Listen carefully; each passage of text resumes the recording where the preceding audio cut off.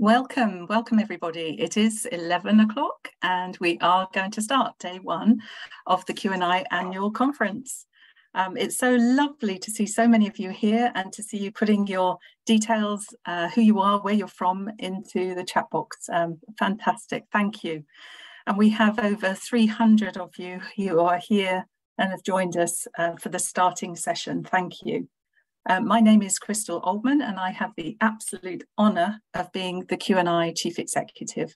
And I'm here with our chair, Professor John Unsworth, and our fantastic team, our highly talented team who've planned, developed and organised this conference for this week and have commissioned the fantastic VFairs platform, which I think looks superb. And I'm going to say a little bit more about that in a moment and how we're using it. So a massive thank you to the QNI team and specifically to our events manager, Adina Peter, and to Aga Kushmersh, our senior program and events coordinator, and all other members. If I listed them all, there'd be another 27 of them. But thank you all. You've done an amazing job and continue to do an amazing job, I know, today. And you are all so creative and such a joy to work with.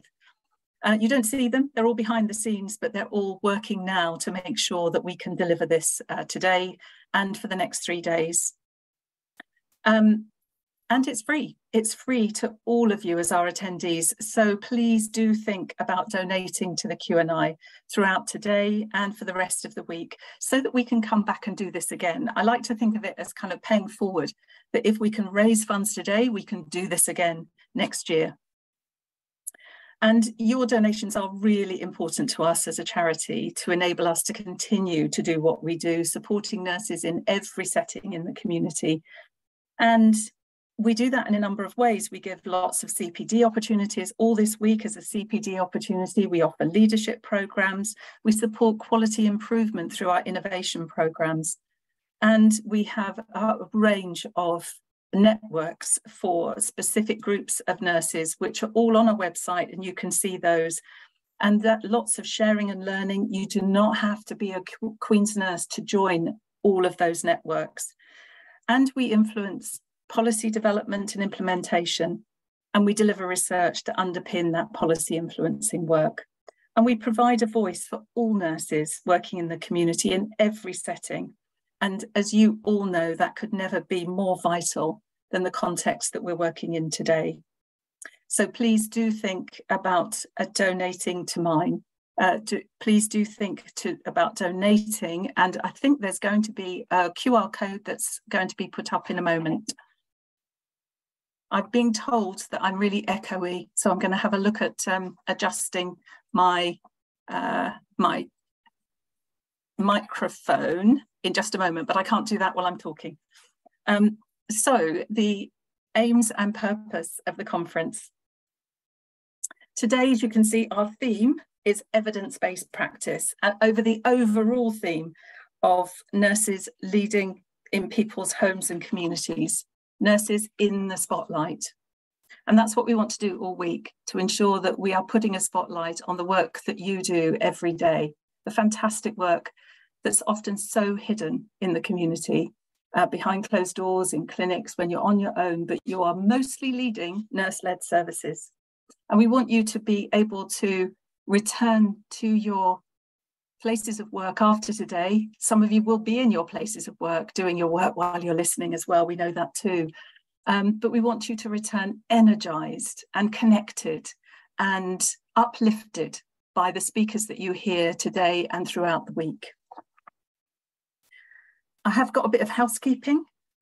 This is some of this is about VFairs. This is the second time we're using VFairs, and we hope that you enjoy it and you're able to explore different features, including the exhibitor booths and the roundtable facilities that we've got on Tuesday and a Wednesday, which gives you a much smaller group to join of 20 people on each of those roundtables. Amazing facility. You're on mute throughout the day. And your cameras will be turned off with the exception of those round tables tomorrow and the next day. I think one of the team is going to show you the VFairs slide so that you can see the landing page. Oh, good. Yes, there you go. Lovely, thank you. So that's what you've landed into today, and you can explore around there. You'll never get lost because you can always come back to the lobby area here, and you can explore all the different features on there. And there's an info desk which you can click on while we're live if you have any queries at all. So that info desk is right at the front there. There's also a Q&A feature in the main sessions, which will come through to the speakers only. So they won't be seen by other people, but they'll come through to the speakers and to myself or to our fantastic other chairs who are going to be chairing a number of sessions throughout the week. So please submit your questions through the sessions using Q&A at the bottom there, not the chat. That won't go through to the speakers or to the chair. And so please set up the speaker view so that you can see the speakers as they present on the right hand side of your screen. And you can do that by selecting right at the top on view, select speaker view. There's also live captions if you'd like to see what the presenters are saying, and you can switch on that at the bottom where it says show captions. Please do tweet throughout the day. You can see the hashtag there of QNI 2023, and for those people who are not able to join us, you can tell them what you're enjoying and what you're learning throughout the day.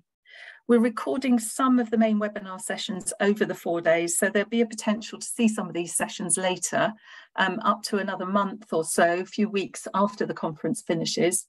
Not everybody, it will be recorded, but for those that are, they will be available via the VFairs platform, via our website. So to the programme today, that's a gallop through, but hopefully that's been helpful for you to have a bit of an introduction, what we're doing, why we're here, and the platform that we're using. And I think it looks amazing. So well done team as well for putting this together. So today we've got some fantastic speakers, as you've seen in the programme, and we'll introduce them as their session starts. But as you know, those who've been to QNI conferences before, I don't read out biographies because we want to hear from our speakers. And I'd also like to extend my sincere thanks to our sponsors, to Teva, to Hallam, and to the National Garden Scheme, our fabulous sponsors who have enabled us to bring this conference to you this week. I'd encourage you to visit their booths. So you can go to the it says exhibit hall on the right-hand side there, and you can go and find out more about the QNI and then each of our sponsors. And again, that's also going to be available to you for up to a month or I think it's quite a few weeks actually after the conference closes. And a very special thank you and a welcome today to the gold sponsor Teva UK, who I'm going to introduce now. And we're going to move into our sponsor session. So wonderful, wonderful. Thank you so much to Kathy and to Mark for joining us today. And we're going to, Teva have been a great supporter of our conferences over the last few years. They are an absolute joy to work with, and I'm really, really intrigued by the title of their session. It says Digital Inhalers, Lessons from Air Crashes. So I know Mark and Kathy, you're here, and that you're going to start your session with a video. So I think I'm just going to pass over to you. Thank you so much. Thank you.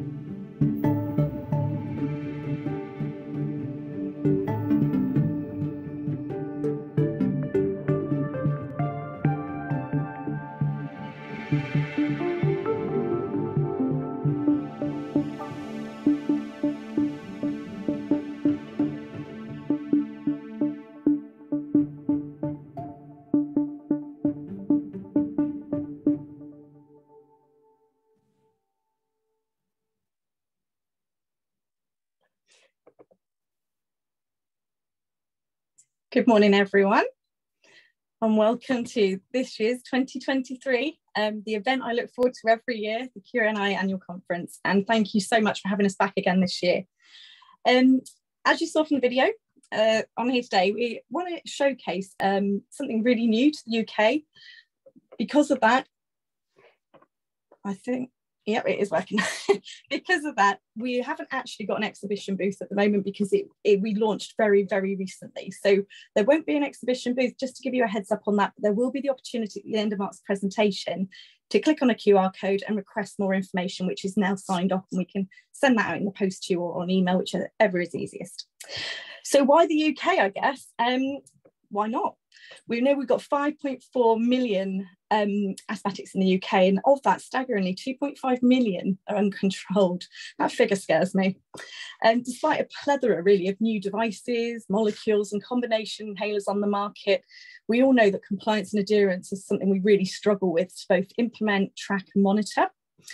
There are more people now dying in the UK from a lung condition than anywhere else in Europe. Again, really scary. If anyone gets a chance, I will refer you to the Asthma and Lung UK website, and they've just reported Saving Your Breath report. It's fantastic for anybody that wants to know a bit more about respiratory and some of the little things we can do to really help our patients. So not only that, we get 600,000 hospital admissions a year from asthma. It's vast, 200,000 bed days, and every 10 seconds, someone in the UK has potentially life-threatening asthma attack. Again, it scares me. 3 people a day die, sadly, from asthma still in the UK, and over 90% of those are avoidable deaths. So moving on, without further ado, I'm going to hand you over to Mark Milton-Edwards, hope I could say his name. He's our head of health solutions, and Mark's been working around in and alongside digital inhalers for a decade now. He's voice of experience in this area, and that's why I'm handing over to him to do this session. And I'll come back at the end and explain about the QR code. So Mark, over to you.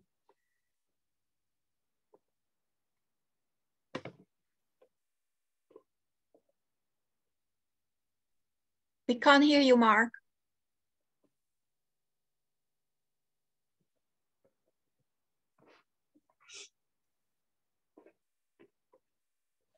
Mark, are you on mute?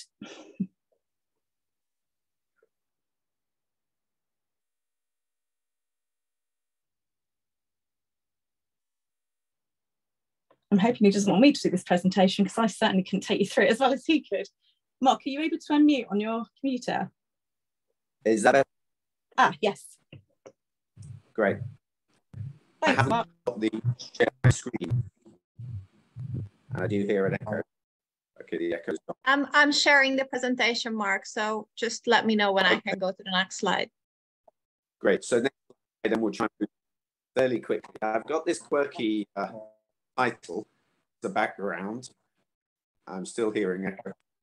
Hearing me twice is terrible. But to give you some background, I studied aeronautical sciences. I worked with aerospace. And then I've been working with inhalers the last 30 years. So I'm clearly seasoned and experienced. If we could go to the next slide. And I chose this background because, yes, we've got the play on words, air crash in the aerospace, and the air crash we see many patients suffer from. At the beginning of the 20th century, you can see that air crashes were frightfully high. The rate of death was greater than 50%, slight improvement, 25%. And the details behind what a typical crash looked like are described right here, where a co-pilot, one passenger was flying for landing. Sorry, Mark, the sound is breaking up. Would you be able to disconnect your audio and connect it back? Yes.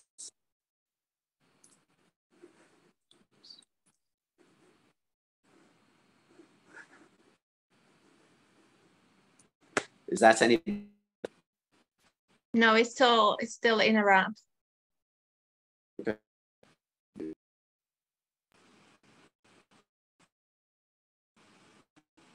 Maybe I have to leave and come back in again.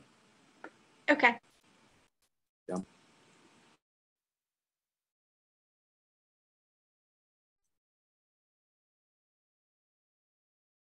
So while we're waiting for that, while we're waiting for Mark to come back in again, I just highlighting for you his the start of his, if you'd have a look at his first slide here about why he's called the session, what he has around digital inhalers, lessons from air crashes, which I didn't really think could be possible, but he's going to explain that.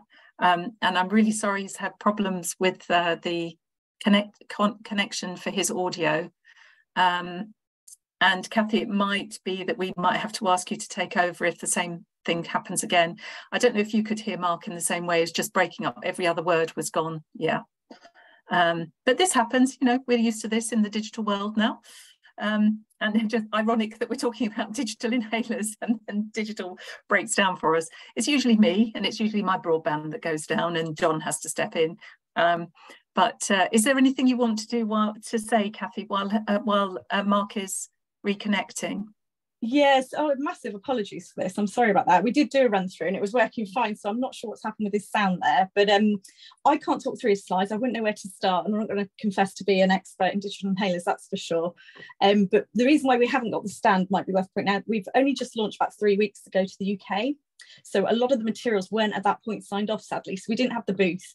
But what we will do at the end, and if we can't get him back, hopefully we can, I'll post in the little chat box, if we're allowed to, the QR code, which is at the end. I don't know if could we go to the last slide first? Is that possible, Adina? Because at least we could be doing that bit while Mark tries to dial back in. Sure. Thank you. Yeah, good idea. Yeah, when you signed up at the beginning of this, I think you were consenting to us contacting you, but because this is something slightly different, we have to do our own consent for it, which is a real pain. So you've got to do it twice. But if it does work, what I'll do is put up the QR code, and it's just a case of you just click on it. It takes you through to a form that you can fill in, and at the end, just tick that you want the information sent through, and we can get that posted out to you. There it is, brilliant. And if anybody in the meantime, what we might have to do if Mark doesn't dial back in is go on the DigiHaler website. Maybe we could have a look at that instead. But my email address is there, so if anybody wants to take that down, by all means do. And if you do want to have a quick, well, he's coming back on, a quick play on that QR code, you can do that. Be really, really super grateful, because the more we can stay in touch with people around this, the better. The DigiHaler website is now live, which it wasn't obviously last week when we tried to do the booth.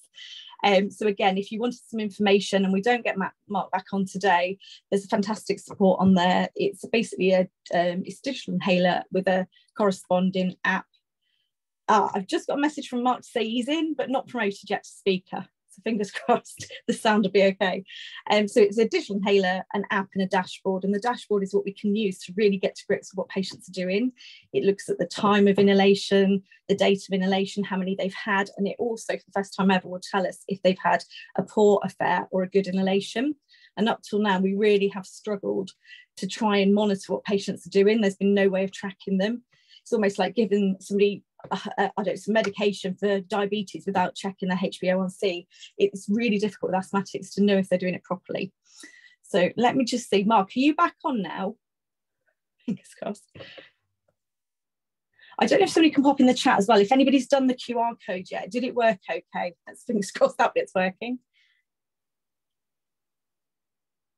There was one comment, Kathy, that it's not, so I'm going to try it myself and see. Oh, Heather, thank you. Don't panic me. QR, all good. And oh, thank you very much. Oh, yeah, loads of you have. That's great. Thank you very much. Fantastic. Yeah. Oh, hang on. I've just got a message to get Mark to rename himself.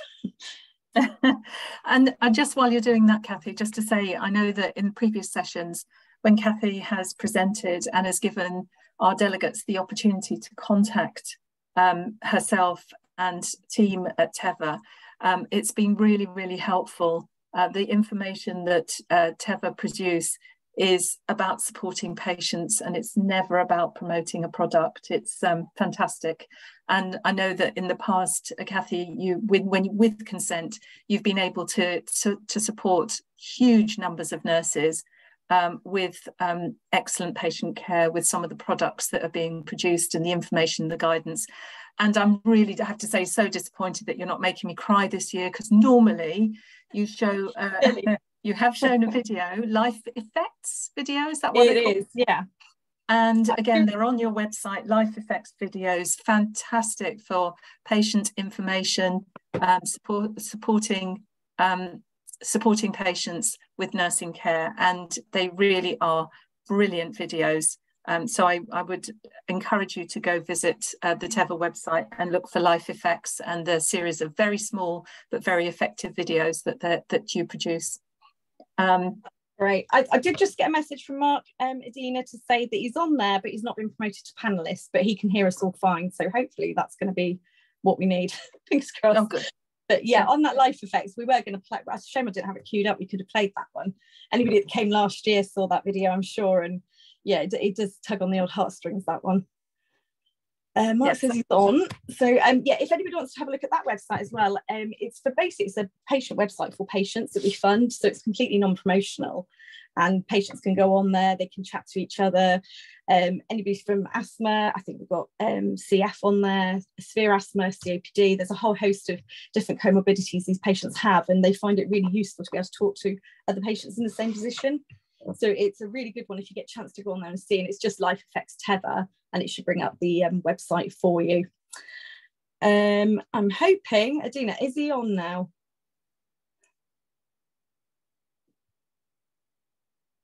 We're certainly trying to bring him in. We're desperate. Where are you? He's not here. No, he's not here yet. Can you pick up the phone? And that's Adina phoning you. The joys of technology. And Kathy, while you're here, could you say something about Teva? Yes, I certainly can. I mean, I think when we started sponsoring these, didn't we? How many years ago now? Probably 3-4 years ago, through COVID. I think I was working in respiratory then. We've got a huge portfolio because it's a generic company, but we've also branched out into biosimilars and oncology products lately. So we're working in oncology, mental health, asthma, COPD, CF. What else do we do? A whole host of stuff of generics as well that takes us into all different areas of the NHS, really. So we do lots of different products in lots of different therapy areas, but this one is really our first in a kind to launch before anything else in the UK. So this basically, the Go Rest Digihaler, as it's called in the UK, I'll fill in for him at least. It actually launched in America about 4 years ago now. So we've learned a lot from how they launched it, and obviously their healthcare system there is very different to ours in the UK. So we've learned a lot whilst it's going through the process, and we've had a lot of hoops to jump through, if you like, with anything from compliance to GDPR because of the type of data we're collecting. But it did launch last week. We've done a few secondary care calls so far. It hasn't launched to primary care as yet. So you guys were going to be the first ones to see it. Just tempting a carrot now, isn't it? It's the worst thing I can do. Yeah. But look what you could have had. But no, what I will do is, if you wanted to take the time to have a look through the Digihaler website, and there's lots on there. One of the big things that's a hot topic at the moment, is worth me mentioning, is carbon footprint. So recycling, carbon footprint, anything that makes the planet greener is a good thing. So this is also the first inhaler package, if you like, to launch with its full recycling proposition. So you get a recyclable envelope. I don't have one here to show you, sadly, alongside your device here and the app. And then you can basically, this one each month just goes back into the envelope and gets sent back to pharmacy or back to us. It looks like Adina's sharing, so this could be hopeful. And it's also low carbon footprint. So it's 15% lower carbon footprint. Sorry, Kathy, Mark is here on the phone, so I'm just going to put him on loudspeaker. I'm going now. You've had enough of me. Not at all. That was brilliant, Kathy. Thank you. Okay, Mark, you are here now. How is? Can everybody still hear Mark? Sorry, just to check the sound is okay. Yeah. Can somebody say it? Yep. Okay. Great. So next slide, please. That I'd already started to touch on how air crashes were at a terrible, horrific rate at the beginning of the 20th century.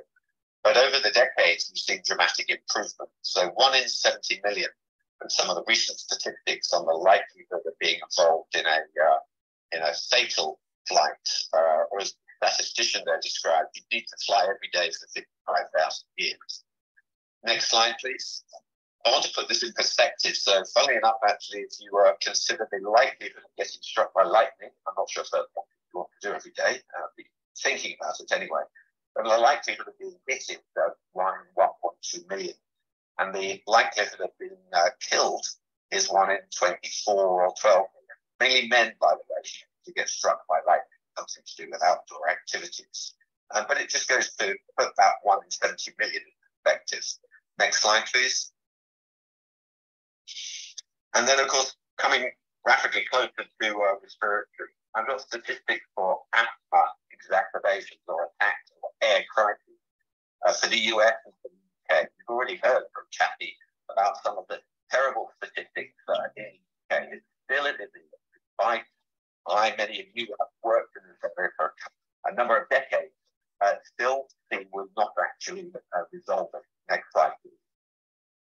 And just to end my lessons from the aircraft industry, some of the thoughts we had, and it's been about 10 years now since we started our project, is that every aircraft has monitoring systems, and that every air crash is thoroughly investigated. And that not only human actions, but also data is used. Of course, in aircraft, it's a black box, which interestingly are not normally black, they're often orange. But it's they which we call data and human actions. So actions are reviewed, and then in the aircraft, they are widely data and actually welcomed. Could we learn something from this? Next slide, please. With inhaler therapy, which is use of the root, of course, we're optimizing therapeutic index, that local delivery of very small doses of pharmaceutical. But we need to know whether people will take their inhaler. So we talk about adherence. We need to know whether they will take it well. We talk about technique.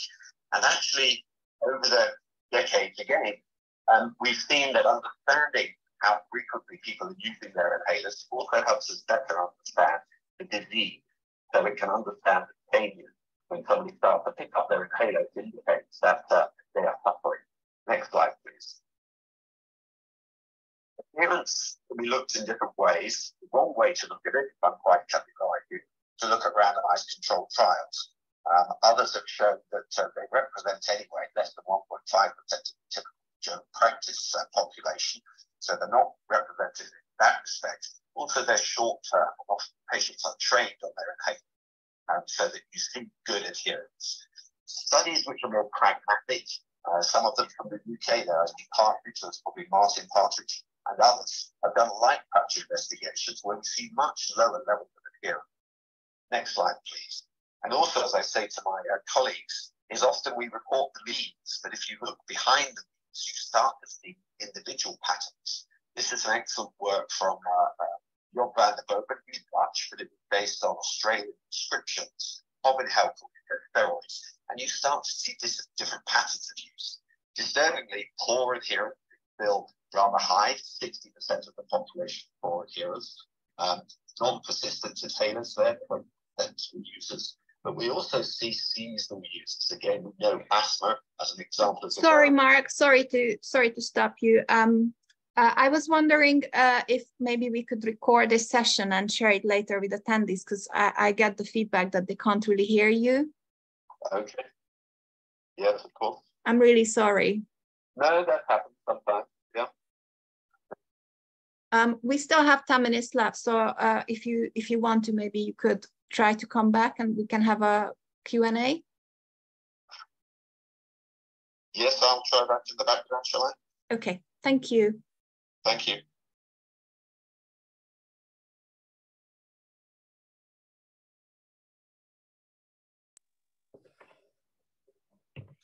Thanks very much, Mark, Kathy. I know that's Mark, you've had some real challenges there. I don't know if can you hear me, Mark?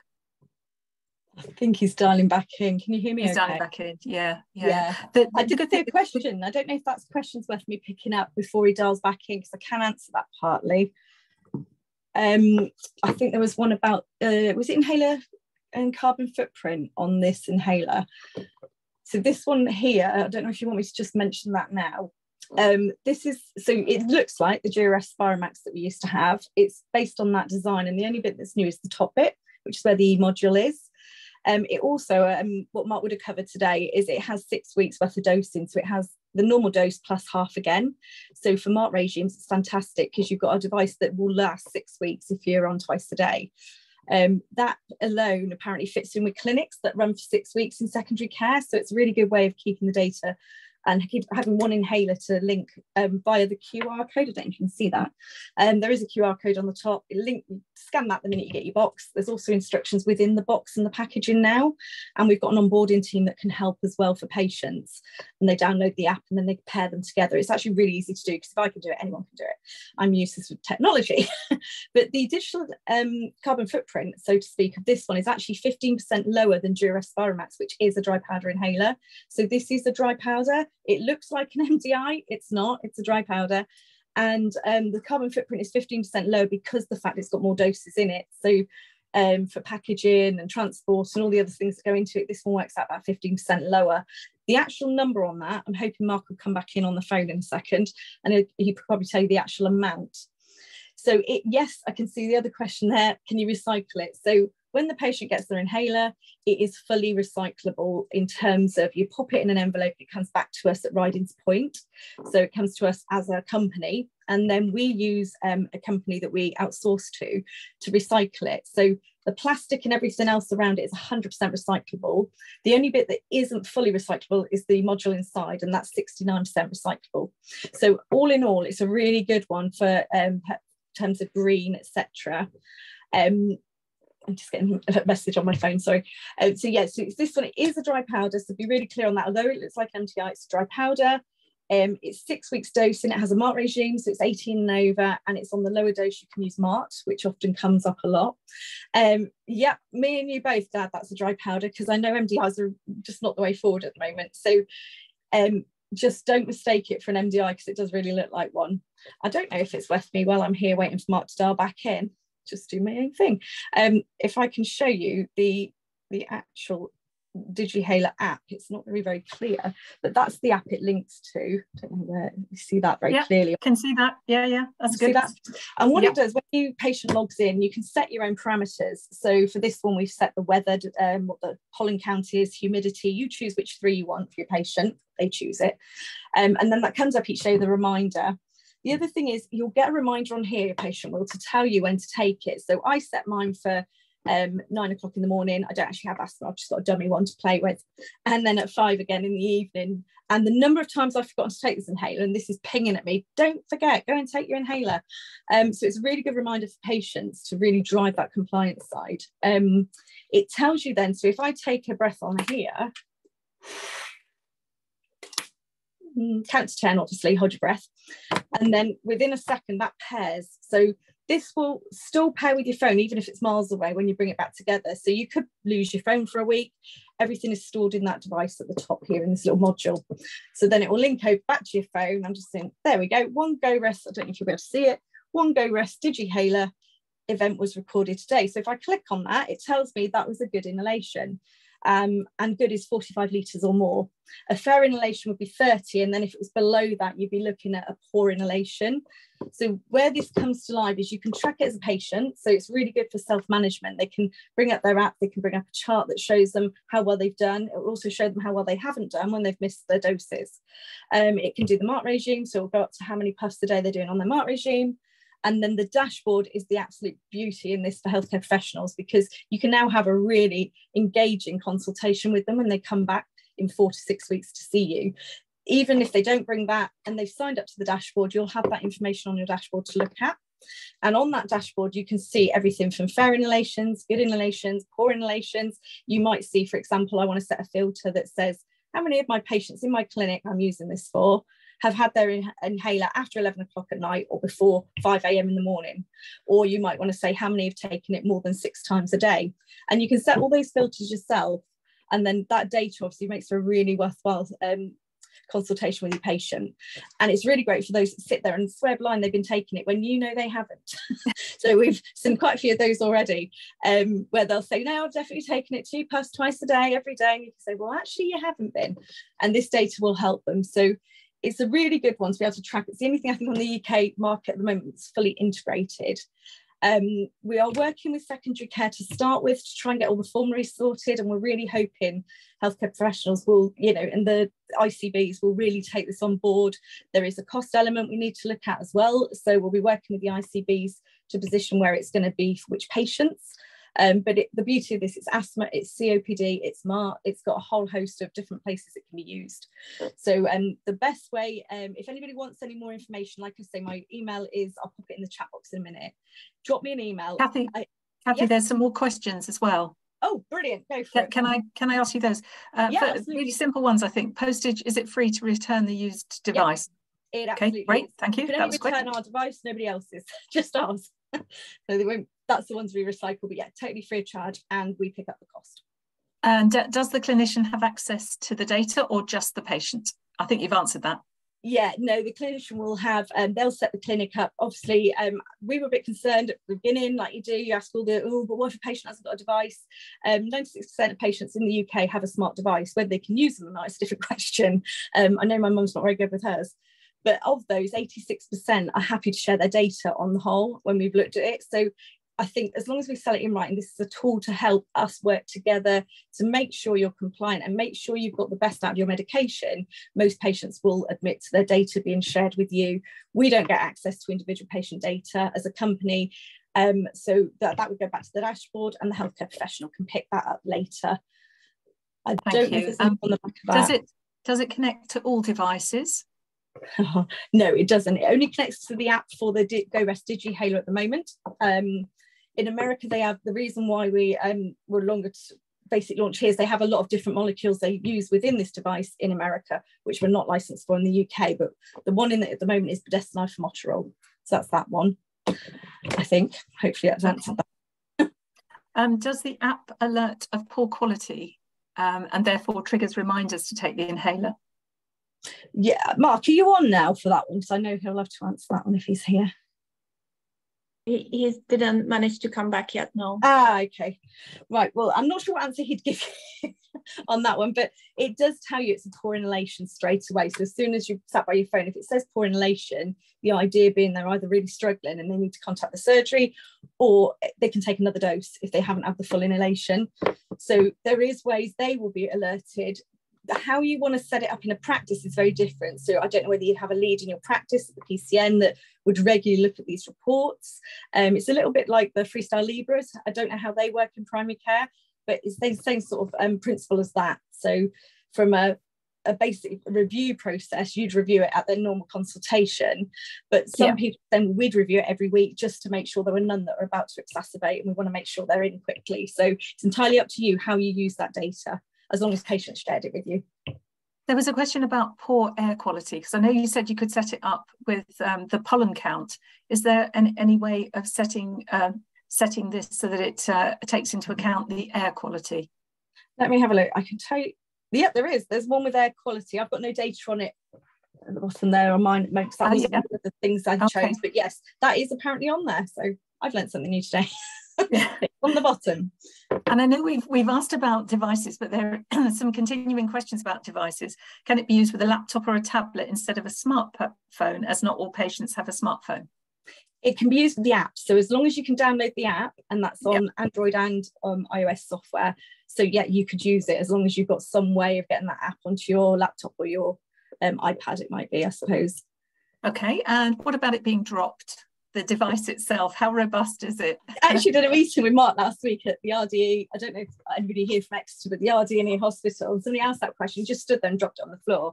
So with the GoRest Spiromax, it was a really robust device, drop tested, humidity testing, all sorts, and it's no different for this one. So it's been tested vigorously, and he literally stands there and drops it on the floor, and it's fine, it still works. So it's probably one of the most robust ones I've seen anyway. We've tried breaking it just to see what patients will do, and it's really hard to really damage it. So it's very, very robust. Have a go, you've got to throw it, see if it works. And for adults only, or can it be used for children? Yeah, that's a really good question. We were hoping it would be 12 and over, like GoRest, GoRest, sorry, it is. So that's 12 and over. GoRest DigiHaler is 18 and over at the moment. So that's what the license is at the moment. So I'm sure it's something they'll be looking at as a company to get that down to the same as Durarest, but at the moment just 18 and over. Okay, thank you. And there is a question: can these be used in England and Wales? And you've said about the conversations with ICBs and the funding. Yeah. What about Wales? Because the ICBs are England yeah. only. No, so my colleague covers Wales. He's not on here today, sadly, but if anybody knows Neil Harris, I'm sure some of you will have heard of him. He covers the whole of Wales. So again, if you want to know more from Wales, can you pop it in the chat with just a comment from me for my attention, and I'll make sure that he follows up with you afterwards. As long as we've got your email, that'd be great. And I'll be really quick with these because we need to finish. Sorry. What about those who are not used to working with digital? How do we get them to engage? Yeah, there will be some. What we've got actually, which is fantastic, and I've not seen this with many things that we've launched before, where we've got a full wraparound support line. So we've got a phone line that's managing any customer onboarding. They'll be there 24/7. So if the patient, they'll get their box, they'll get their QR code. We understand that not everyone's going to be trained on it, maybe at a pharmacy or a practice level. So we've covered all eventualities. So the idea being when they get home with their box, that all the instructions are printed inside the box itself, along with a leaflet.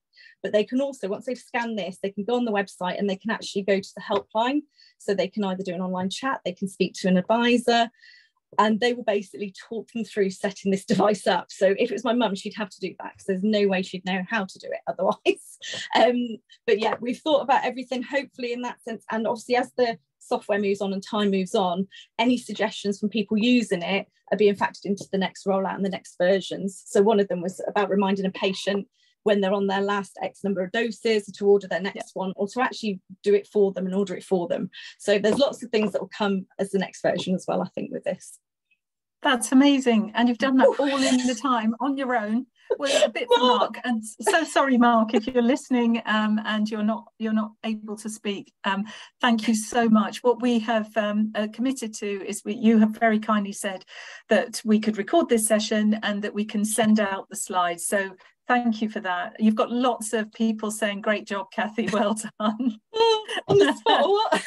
I think you've got all the important things came over. And also you did say you wanted to put, if people, what we also commit to for all of our speakers is that if people have a comment for you that they would like to alert you particularly, they'll put it in the chat box. Can you have a look in the chat box and find that, because I think there'll be some people who want to contact you directly, but we did put your details up before. Brilliant. So hopefully we've captured all of that, and we'll also have that available after. We'll make sure that QR code is available. So if anybody desperately needs to get on the website, they've got it then, but it's www.digihalo.co.uk. Fantastic. And I hope the rest of them go really well. Thank you so much, Kathy. Thanks for all your ongoing support. Take care, everyone. Have a great day. So we are all community nurses, and we do deal with things as they get thrown at you. We know that you do that all day long. So digital doesn't work. We find a way around, and Kathy did an amazing job there. So many, many thanks to Kathy for that. And we are going to now move on to our next session. And we're within ROOS strategy is build on the work of the National Community Board, which kicked off. We make sure that community and primary care nurses are playing a and it gives me great pleasure. So our first session is going to be from our three colleagues from the International Collaboration for Community Health Nursing Research, ICCHNR, a fantastic organisation that we have the privilege of working really closely with at the QNI and our sister organisation QNIS. And you'll hear about some of the heritage and the connections between ourselves in just a moment. So I'm going to welcome our three colleagues from ICCHNR. I'm not going to read out biographies because otherwise that takes away your time. In the lobby area of our fantastic VFairs online platform, there is a button, an area that you go to for programme, and in programme, it's got the biographies of our colleagues that are here today. So I'm going to welcome Sally Kendall, MBE, Professor of Community Nursing and Public Health at the University of Kent. I'm going to welcome Gina Higginbottom, Professor Gina Higginbottom, MBE, Emeritus Professor of Ethnicity and Community Health at the University of Nottingham, and Emeritus Professor Rosamond Breyer at the School of Health and Psychological Sciences, City University, University of London. I hope I've got that all right, but you'll correct me if I'm wrong when you come to your presentation. And I know that you're going to say something about ICCHNR, about its history, about your current work, and about the future activities of ICCHNR. And again, I've had the absolute privilege of being with you in the room when you've been talking about your next strategy and your strategic priorities over the next few years. And ICCHNR, can I just say to all our colleagues that are here today, is a fantastic organisation. It is a charity, and it absolutely shares our values as a professional organisation with a focus on community and community health, and with tendrils. I think that's not quite the right word, but tendrils that go out globally, which I know you'll hear about. Absolutely amazing organisation, and a pleasure to have you with us this afternoon. So I'm going to hand over to you, and I'll go on mute and turn my camera off. Welcome. Thank you, Crystal. Thank you, Crystal, very much indeed, and a very good afternoon to everyone that's here. It's amazing to be here, so thank you for inviting us and for giving us this opportunity to talk about ICCHNR, which we are absolutely thrilled to do. So as Crystal's already mentioned, ICCHNR is an international collaboration for community nursing research. And this afternoon, Gina, Ros and I are going to present something to you about it through a conversation. So you'll see there's a PowerPoint that's just playing as a loop in the background. We're not going to speak to each slide. We're just going to talk to each other and let you have the opportunity to look at the slides as they go by, which they will do several times. So I'd just like to, Crystal has already given us a brief introduction, but I'd just like to introduce myself. I'm Sally Kendall. I'm one of the co-directors of ICCHNR, and I'm also the Professor of Community Nursing and Public Health at the University of Kent, where I have a particular interest in the public health of children and families for my research background. But been working very closely and with ICCHNR for very many years. So, Gina, would you like to introduce yourself? Yes, thank you, Sally. I'm Professor Gina Wilko Higginbottom. I'm co-director of ICCHNR. I'm also Emeritus Professor of Ethnicity and Community Health. Formerly, I was a Canada Research Chair at the University of Alberta, which will become pertinent further on in our presentation. And I've been a member of ICCHNR since I was a PhD student. I think I joined in 2020, and it's been a wonderful experience. Thank you, Gina. Ros, I hope you're there. Can you introduce yourself? Thank you, Sally. Yes, I am here. Good afternoon, everybody, and Prynhawn to all our Welsh friends. My name's Ros Breyer, and I'm a retired Professor of Community and Primary Care Nursing from City University of London. Since I retired, I've been involved in a number of different projects, including concerning public health, working with QNI on a number of projects, and I'm currently consultant to the WHO Europe work on the development of primary care nursing in North Macedonia.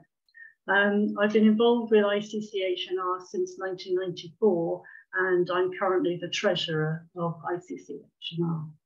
Thank you. Thanks, Ros. So I think we're going to start our kind of conversation with you about ICCHNR. So we're going to kind of ask each other questions to give it a bit more of a conversational feel. And then if anybody has any questions or comments, at the end, we'll open it up for you to ask us any questions that you have. So Gina, I think you're going to start by posing some questions to me.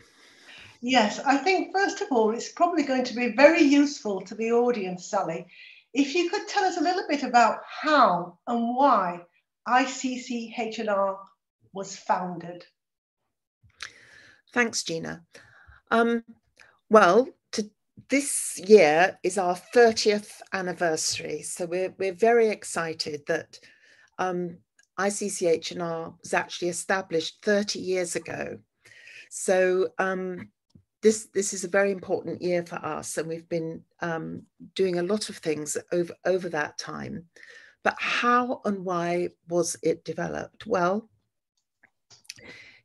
ICCHNR first came into being in 1993 in Alberta, Canada.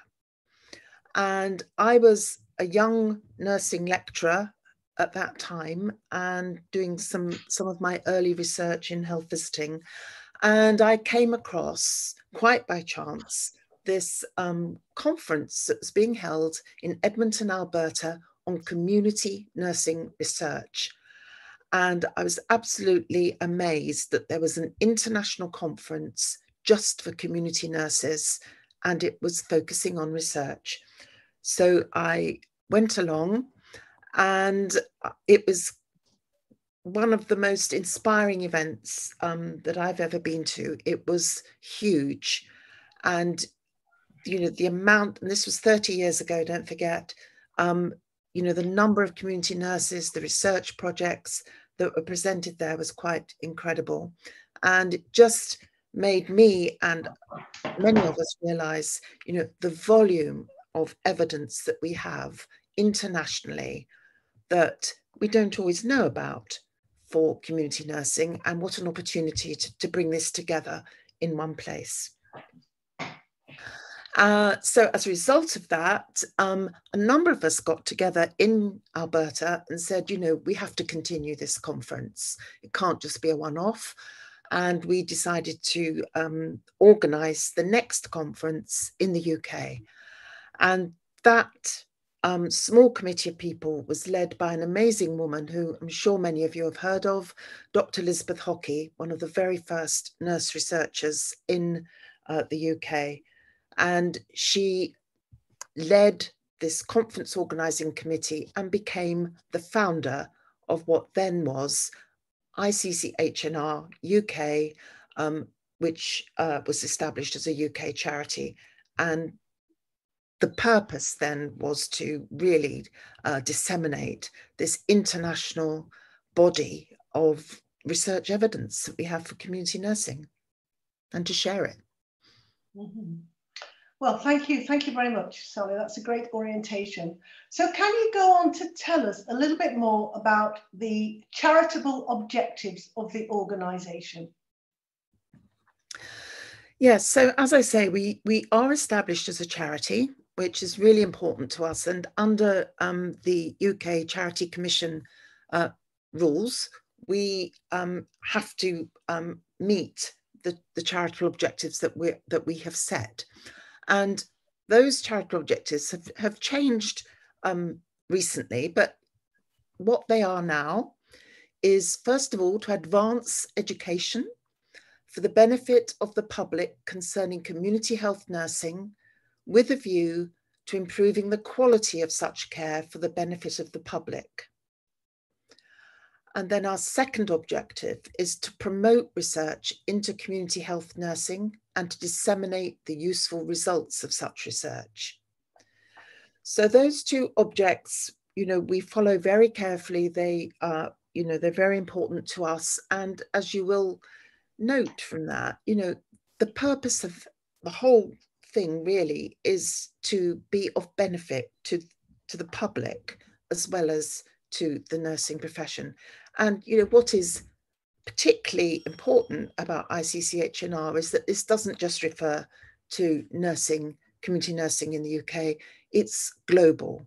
So, you know, it's a whole international effort that we make to promote and support community nursing research through the various activities that we undertake, which we'll say a bit more about shortly.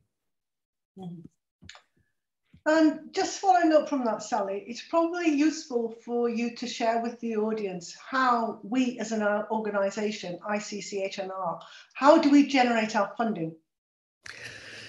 Yeah, that is a good question, because obviously any charity has to have some funding in order to promote those objects that we talked about. And so we have several sources. The first source is our membership.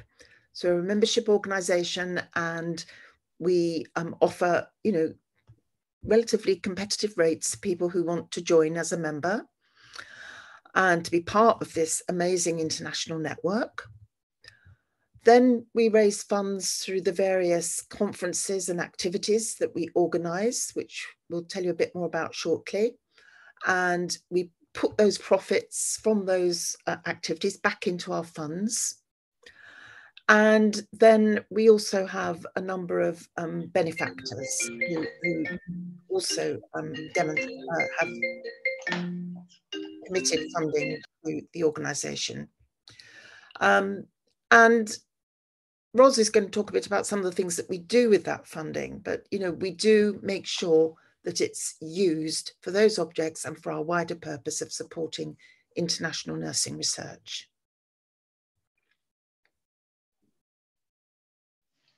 Okay, thank you very much, Sally. I think that gives a great orientation to the organisation. So we're now going to hand over to Ros. Is Ros still with us?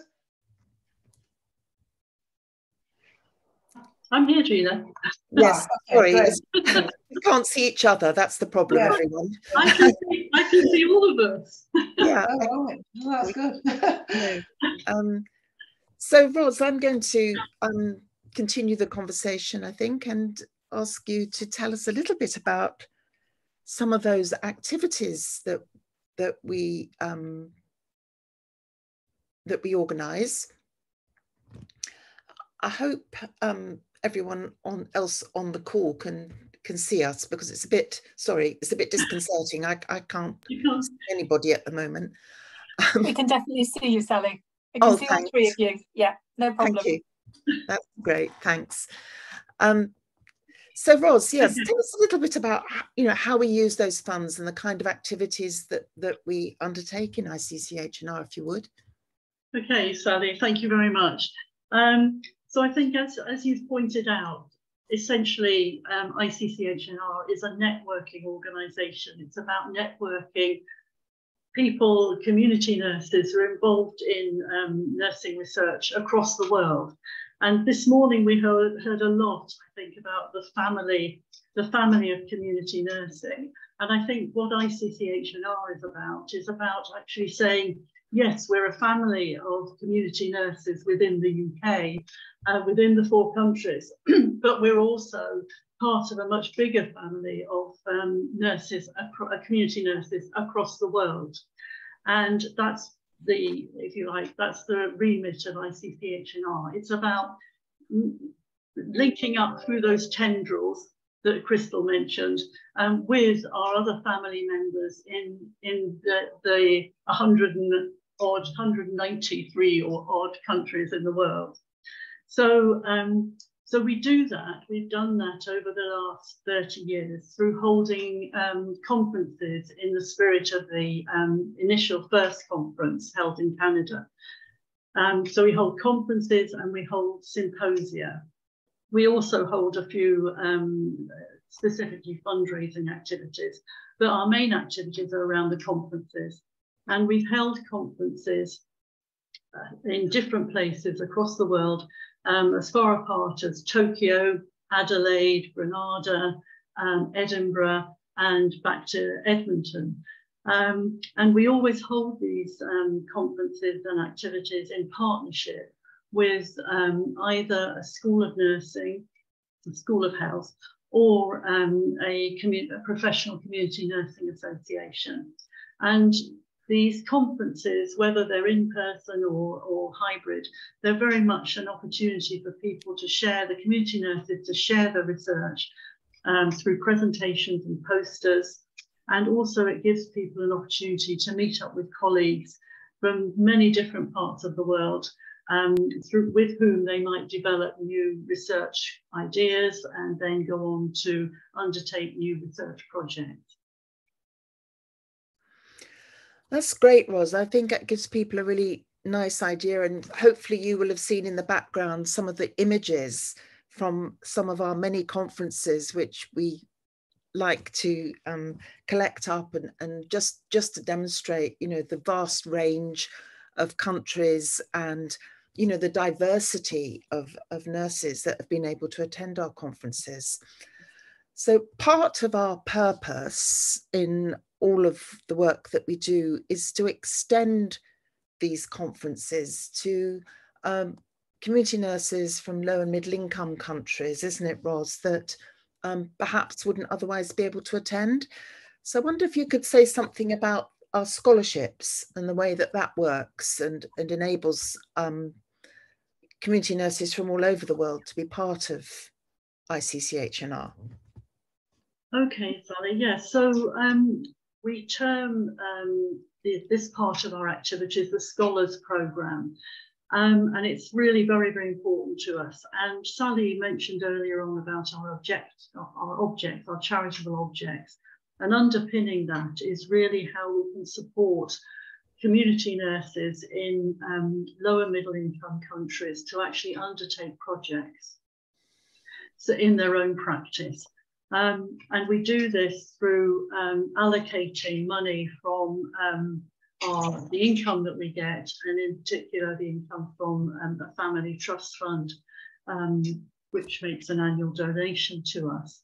And we see this support of community nurses to do these projects in their own practice as part of our commitment in ICCHNR to the Sustainable Development Goals, and obviously, you know, particularly to SDG 3, which is around obviously around health. So we advertise on the ICCHNR website, usually about once a year or once every couple of years, inviting people to apply for small project grant. And to date, we've supported 21 nurses in countries including Uganda, Ghana, the Philippines and Malawi to actually undertake projects in their practice.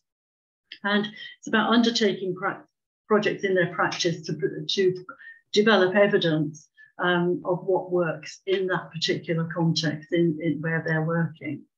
And in 2020 in particular, we supported a number of scholars under the banner of Nursing Now. And with these scholars, we provided mentorship. So somebody from the ICCHNR management group became a mentor to each of the scholars.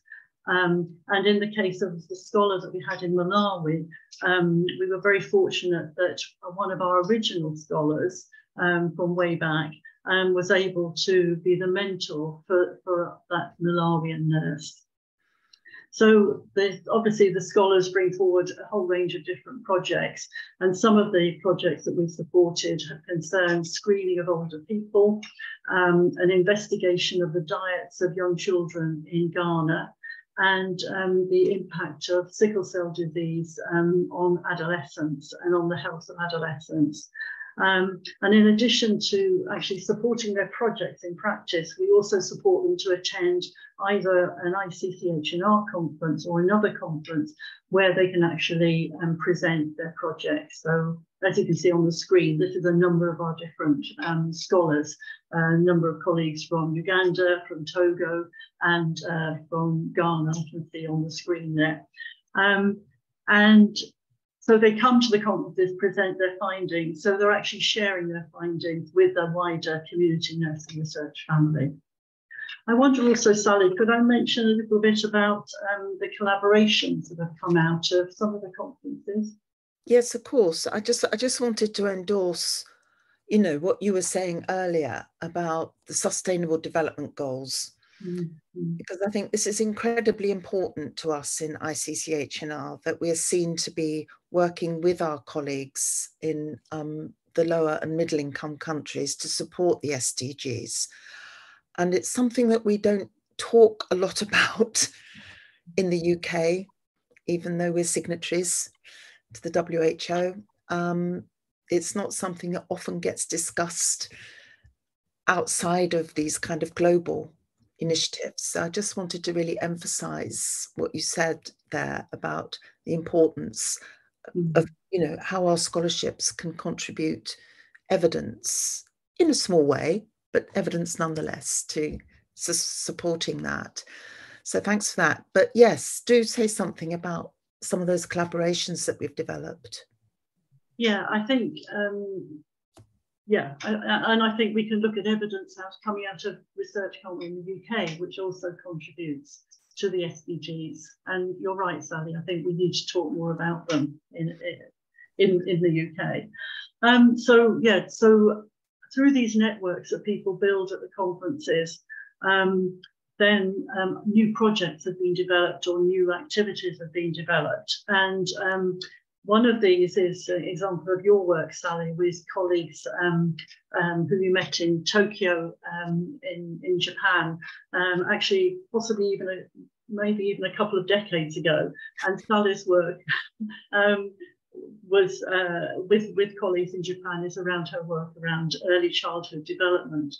Another example concerns Gina, who met a Swedish colleague at a conference we held in Adelaide in Australia.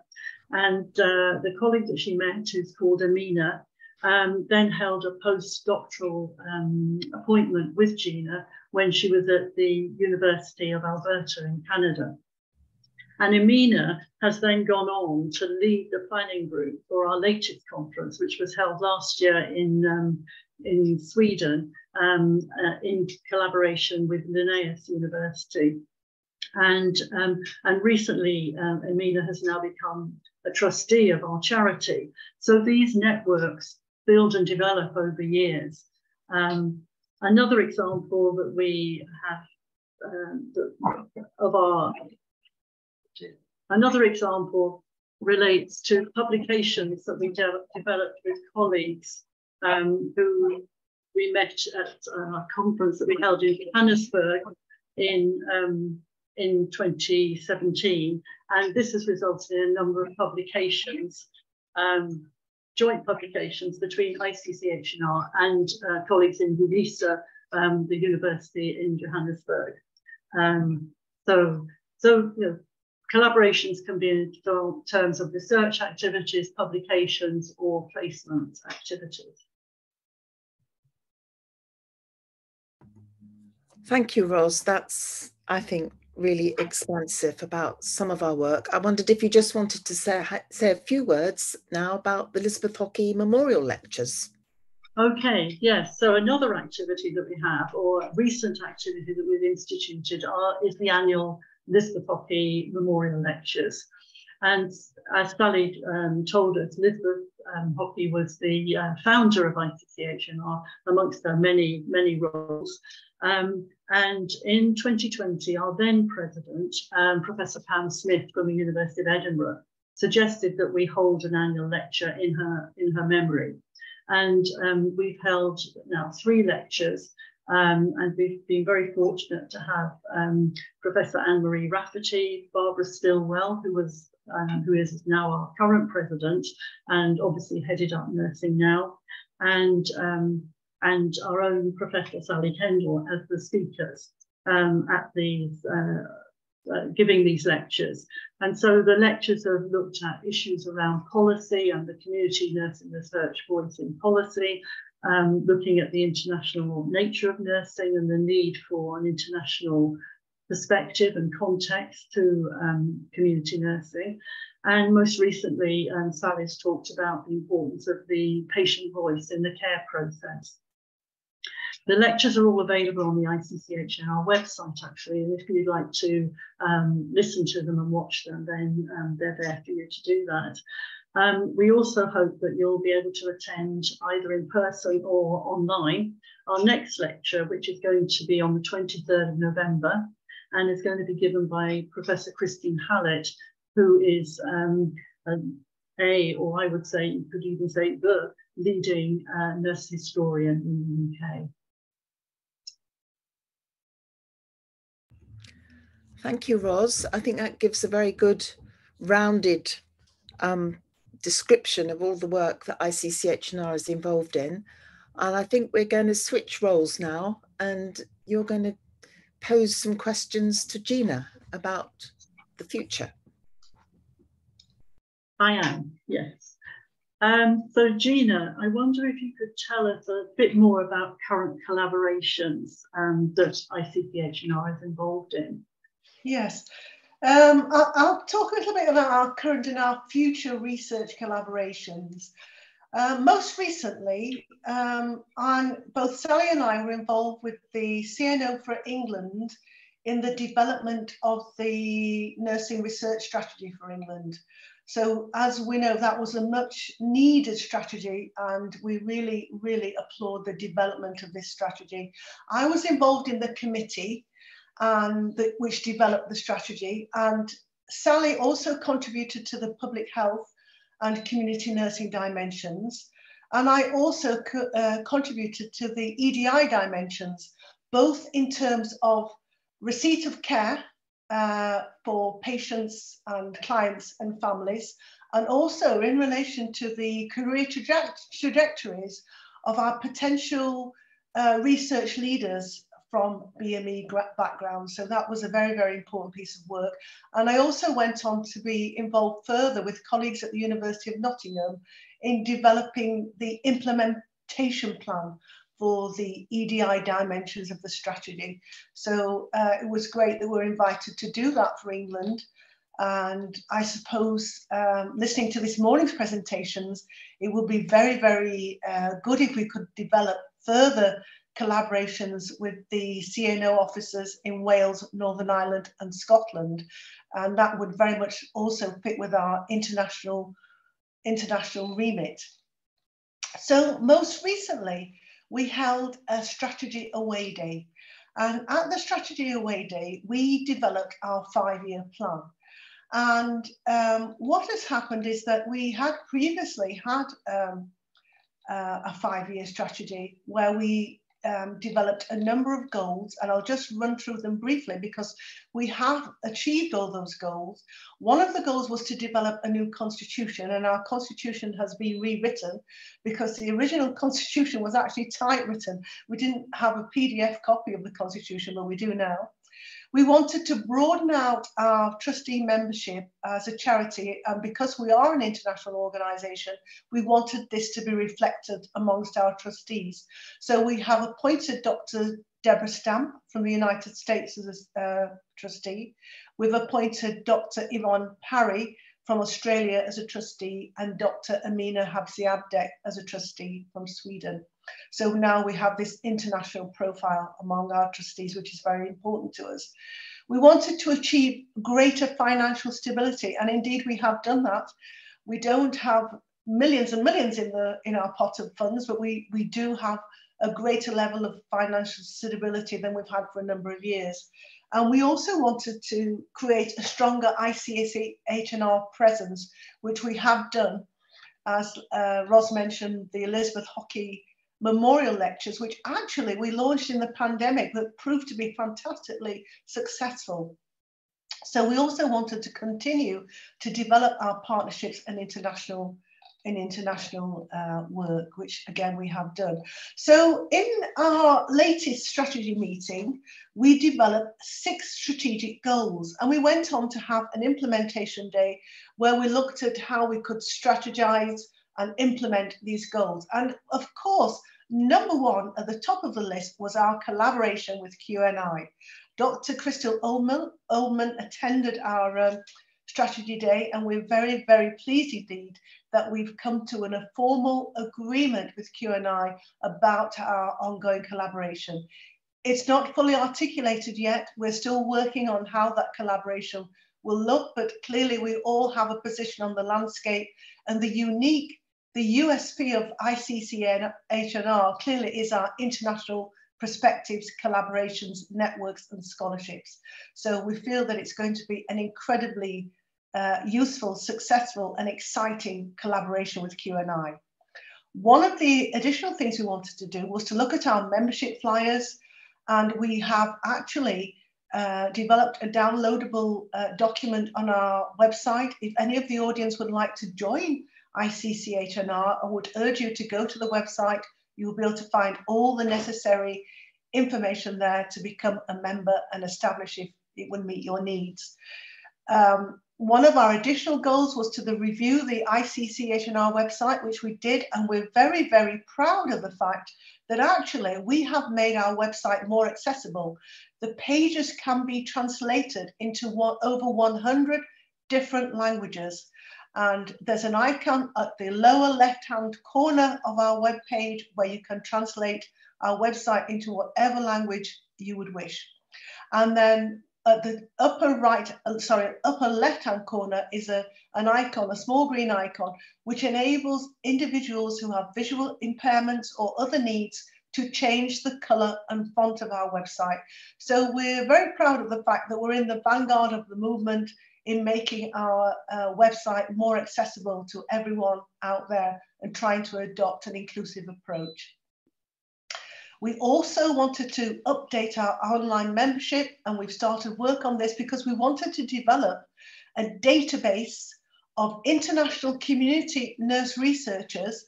Obviously, there are going to be data protection issues, but oftentimes we want to find an international colleague to collaborate with on an international research program, and it's often very difficult to identify the individuals.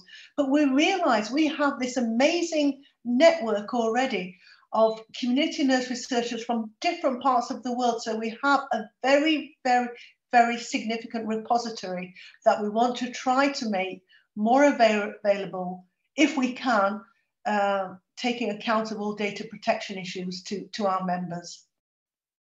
We also wanted to undertake a membership survey, which we have done, because we really want to make sure that our organisation meets the needs of our members.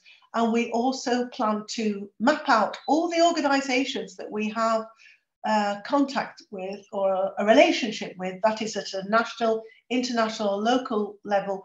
We want to really map out the nature and form of those relationships.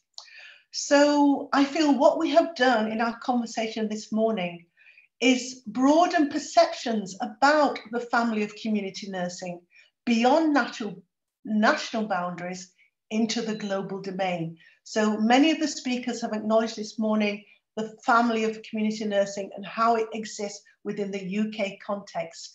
But what our organisation does, it takes it beyond the national boundaries into the global domain, into the global domain of the family of community nursing research. So I'm going to hand over to you, Sally, now, so that you can just conclude the session for us. Sally, could I just interrupt a moment? Yeah, yes, of course. Just to follow on from what Gina's saying, that absolutely, you know, we're about international networks and what have you, but we hope we don't neglect our UK colleagues. And one way we maybe can demonstrate that we have been involved very much with the UK nursing research world is that last year we were invited by NHS England to manage their community nursing research scheme. And we were really privileged to be invited to do this. This was the first time that NHS England has made awards to nurses in the community who are undertaking research in their practice. And we had very many applications from people in district nursing, community children's nursing, palliative care, learning disabilities, etc. And we were really pleased that Professor Alison Richardson, the NHS lead for the CNO research strategy, which Gina's just referred to, was able to present the awards at the Elizabeth Hockney Memorial Lecture, which was given at City, University of London last December. The awardees actually prepared a presentation, each prepared a presentation which was shown on the evening, and these presentations are also available on the ICCHNR website. So they're demonstrating research undertaken by community nursing researchers in the UK, in England. And in fact, following this session, you're going to be hearing from two of the people who gained these awards, Ben and Pretty. So I think, you know, there's a nice link up there between ICCHNR and the awards and the coming speakers this afternoon. Yeah, you know, that's a brilliant segue, Ros. Thank you for that. Yeah, thank you, Ros. I was hoping that you would mention the NHSE awards, because it was such a privilege to be involved in those awards, wasn't it, last year, and to feel that we as an organisation contribute, as you say, to community nursing across England and other parts of the UK, as well as our wider international work.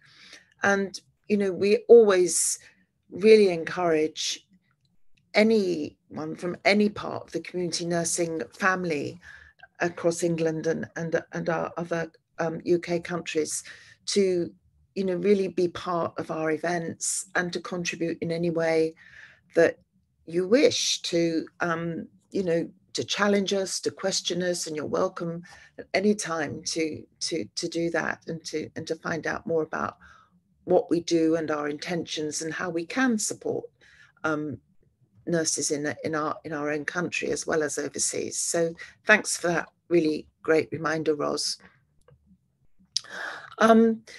So I suppose the only other thing I just wanted to emphasize, you know, on behalf of us all and on behalf of ICCHNR, is that, you know, all of this work that you are all doing, in whichever role you have as a community nurse, and what the QNI are doing and what we are all doing, you know, our common endeavour, isn't it, is to improve the health and well-being of the individuals, the families, the carers, and the communities that we work with. In the end, that's what it's all about, and that's what's important.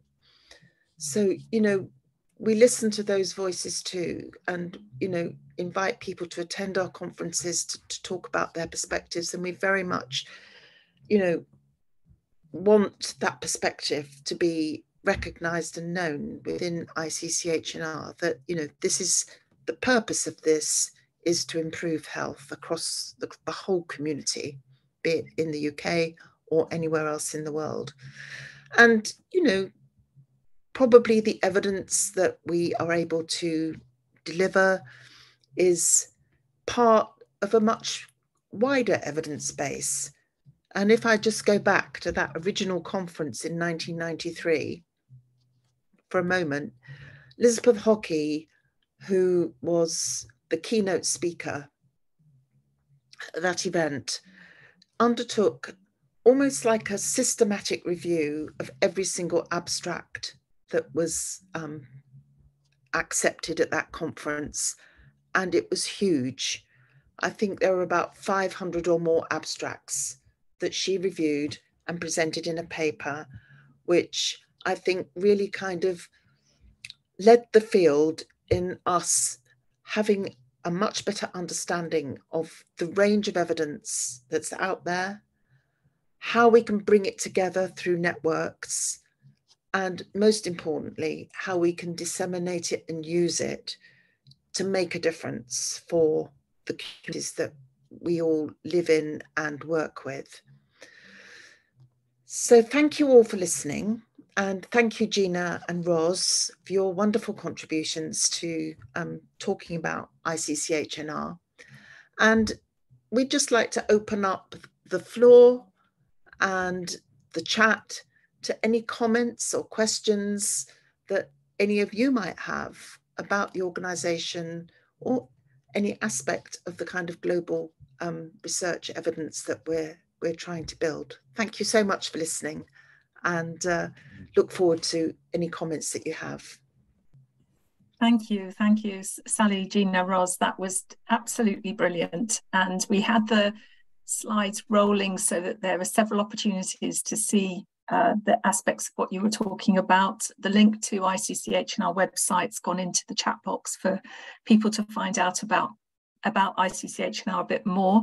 And I've had some questions sent to me. So I'd just like to ask those, if there's nearly 400 delegates here, I'd just like to say, if you use the Q&A, then our panelists will be able to see those questions. But I have some questions, so I'm not sure who I should direct them to, but to all three of you, first of all.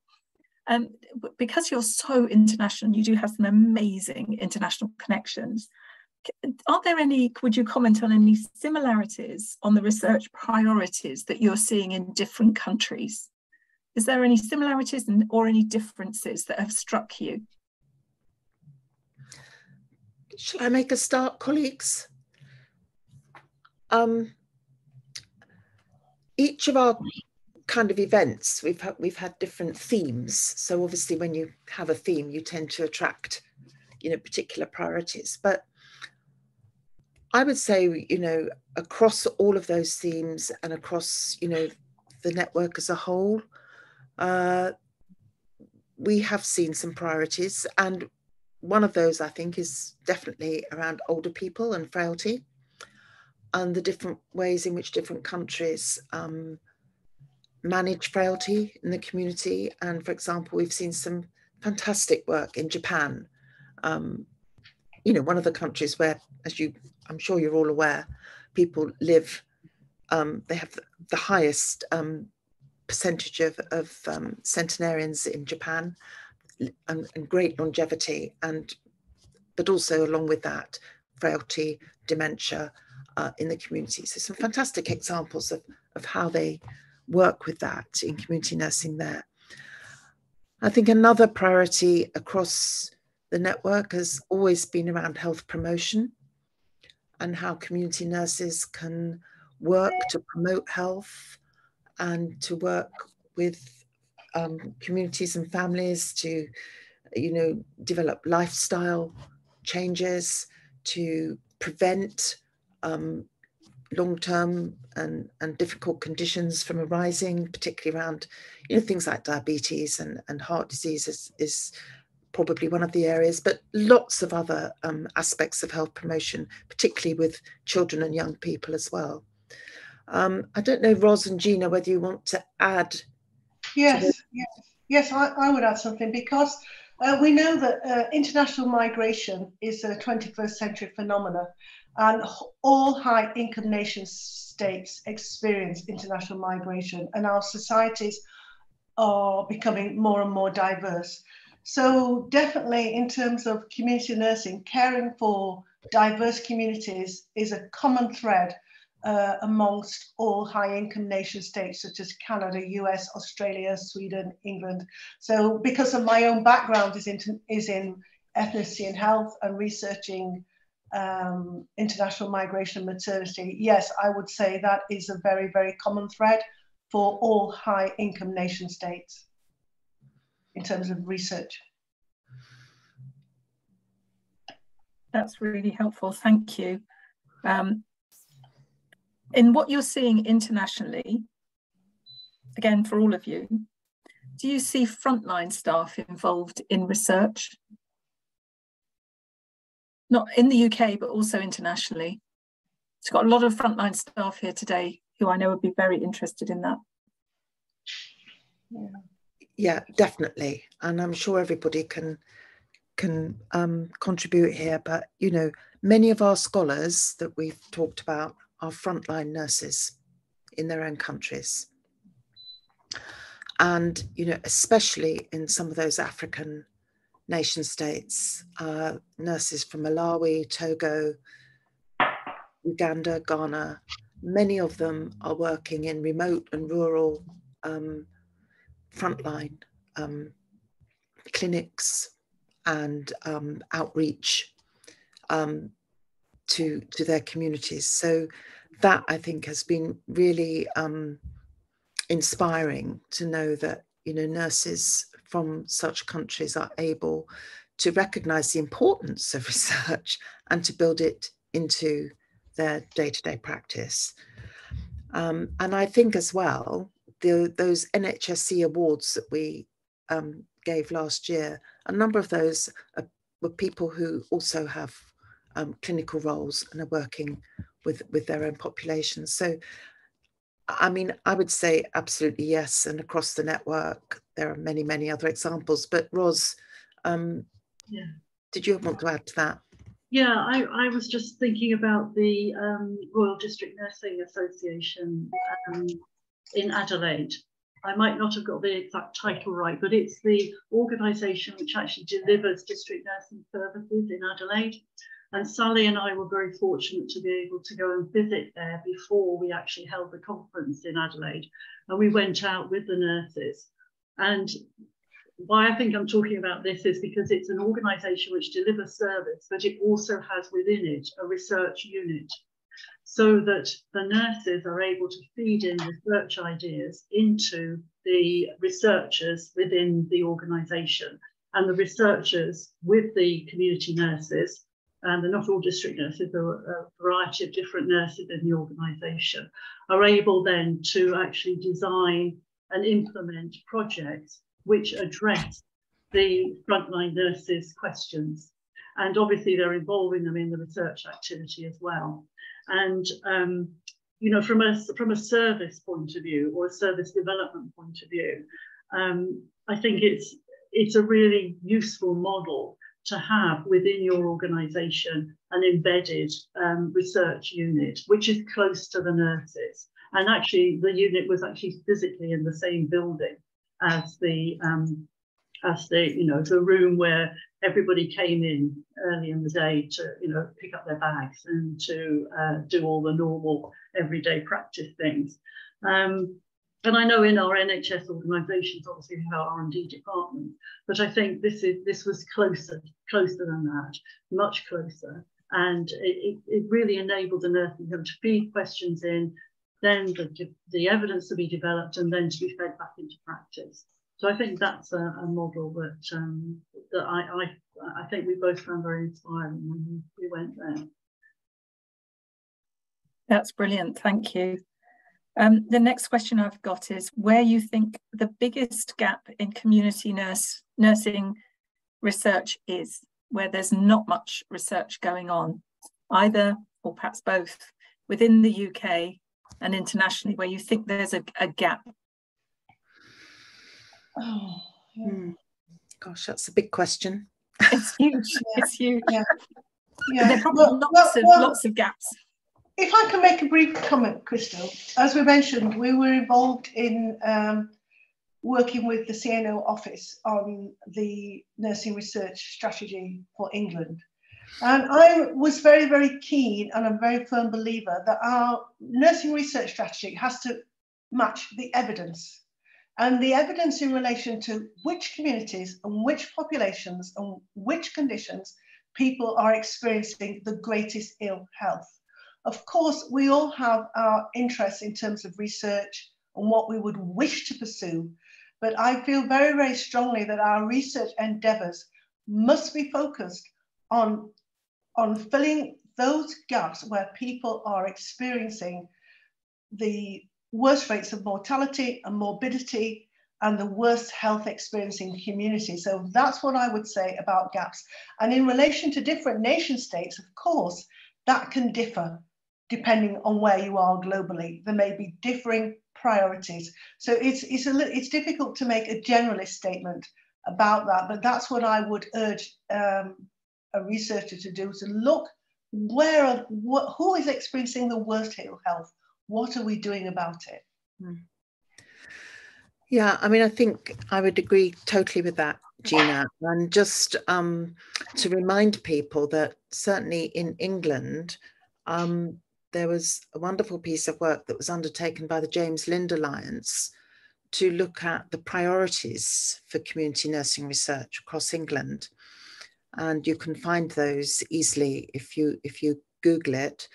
And the important thing about that, and what I would say coming back to, you know, the reason we're here is to improve health and well-being for the people that we work with, is that under the James Lind Alliance priority setting exercise, there's a great deal of public involvement.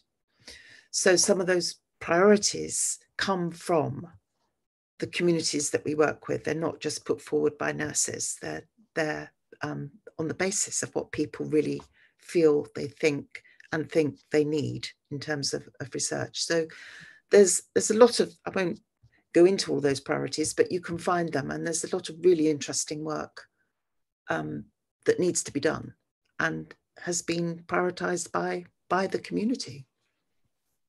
Sally, that's great. And Jackie Scrace is with us, who was a community nursing fellow. She's just put the link up to the priorities. So thank you for that. And you made me think, actually, and our most vulnerable, our most excluded communities, some of the most inspiring things that I've seen around research is where the community is involved in the data, in co-production of the research and developing skills around research and collecting data in all sorts of forms. Just very briefly, is there anything you'd like to say about that, and any research that you're aware of globally where that happens? I just wanted to refer back a little bit to the previous question, if that's all right, Crystal, because I think it's also, you asked about, you know, where are the gaps, where nurses may be not involved in research. And I think, you know, we're very fortunate in the UK, in the position of nurses within the UK. And I think, you know, there are many countries in the world, and many countries in Europe where nurses are not in such a fortunate position. And I think that's where ICCHNR comes into play in relation to our scholars, you know, in supporting these nurses to have a voice and to actually be able to undertake projects that are relevant to their practice. Not, you know, obviously, very importantly, you know, we've supported many nurses in African countries, and, you know, we're all very, very supportive of those nurses, but also in Eastern Europe, many colleagues in Eastern Europe who, where nursing, it just doesn't have the same profile as it does in the UK. Yeah. So I just wanted to refer to that. Okay. Yes, Crystal, I can just follow up on your question about co-production and co-design. As you might imagine, most of my research has been highly participatory. I've actually written a SAGE textbook about participatory research. I also do work with the Race and Health Observatory, the NHS Race and Health Observatory, as a member of the Academic Reference Group and the Maternity Action Group. And co-design and co-production of research has really risen to the top of our agenda in trying to develop programs of research that really meet the needs of the community. So I think it's absolutely essential that we're working with communities in formulating the research questions and in operationalizing the research. It's really a very significant topic in order to bring about research that is translational and meaningful for the communities that we work with. Thank you, Gina. That's amazing. And would you believe we have come to the end of your time? Didn't that go quickly? My goodness. Yeah. There are some brilliant comments in the chat box. You may not have had time to catch up with them all. We will copy those and send those to you. You kindly agreed to have this session recorded, so your session will be available with your slides for everybody that registers, as already registered now or goes on to register, will be available for several weeks after our conference closes via the VFAIR's website. And it has been an absolute pleasure to have all of you with us this afternoon and to hear more about your work. 30 years celebration of ICCHNR. Here's to the next 30. And you've got so many comments here about, I'm going to your website, I'm looking at it now, I want to be a part of you. So well, I'm sorry if you get overwhelmed now by lots of emails, but it's a nice problem to have, right? Yeah, brilliant. Yeah. Thank you, Crystal, so much. Thanks for inviting us, and we look forward to reading all those comments. Thank you. Thank you very much, everybody. Thank you. Thank you. That was a great session, and we are going into a break now. We have a 15-minute break that takes us to 3. A reminder that in the lobby there is a fantastic speakers here to give our last session of the day, growing research in the community. So we've just been inspired by ICCHNR and 3 professors of nursing talking to us about their experience and their international connections.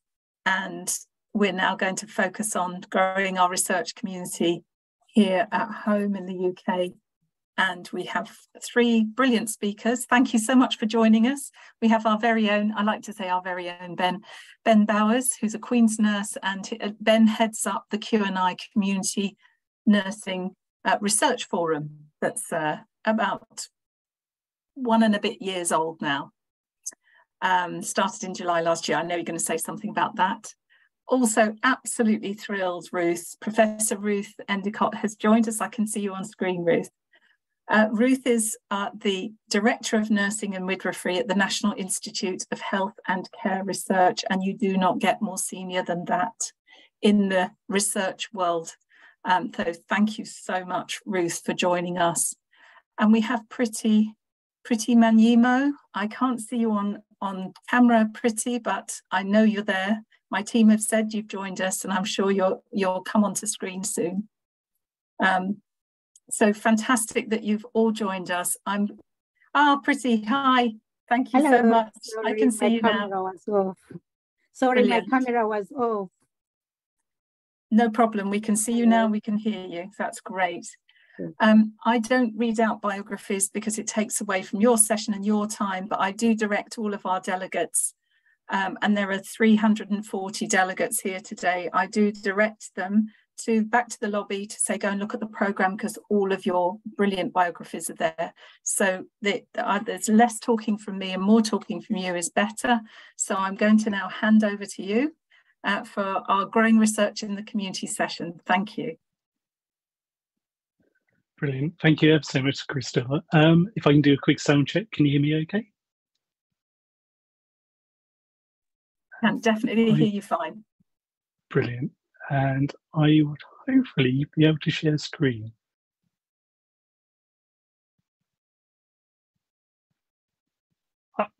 Lovely, thank you. I will work, I'm assuming that the screen will be moved on. I'm going to do a Chris Whitty and ask to say move forward slide at various points. Could you go back a slide, please? So, welcome all. I'm Dr. Ben Bowers, and I lead the QNI Community Nursing Research Forum. So very briefly a bit about me. I'm a clinical academic community nurse. I lead my own programme of Wellcome funded research aimed at improving last days of life symptom control care in the community, and I'm based at the University of Cambridge. I practice clinically as honorary nurse consultant in palliative care in Cambridgeshire, and I have a long background in district nursing. Next slide, please.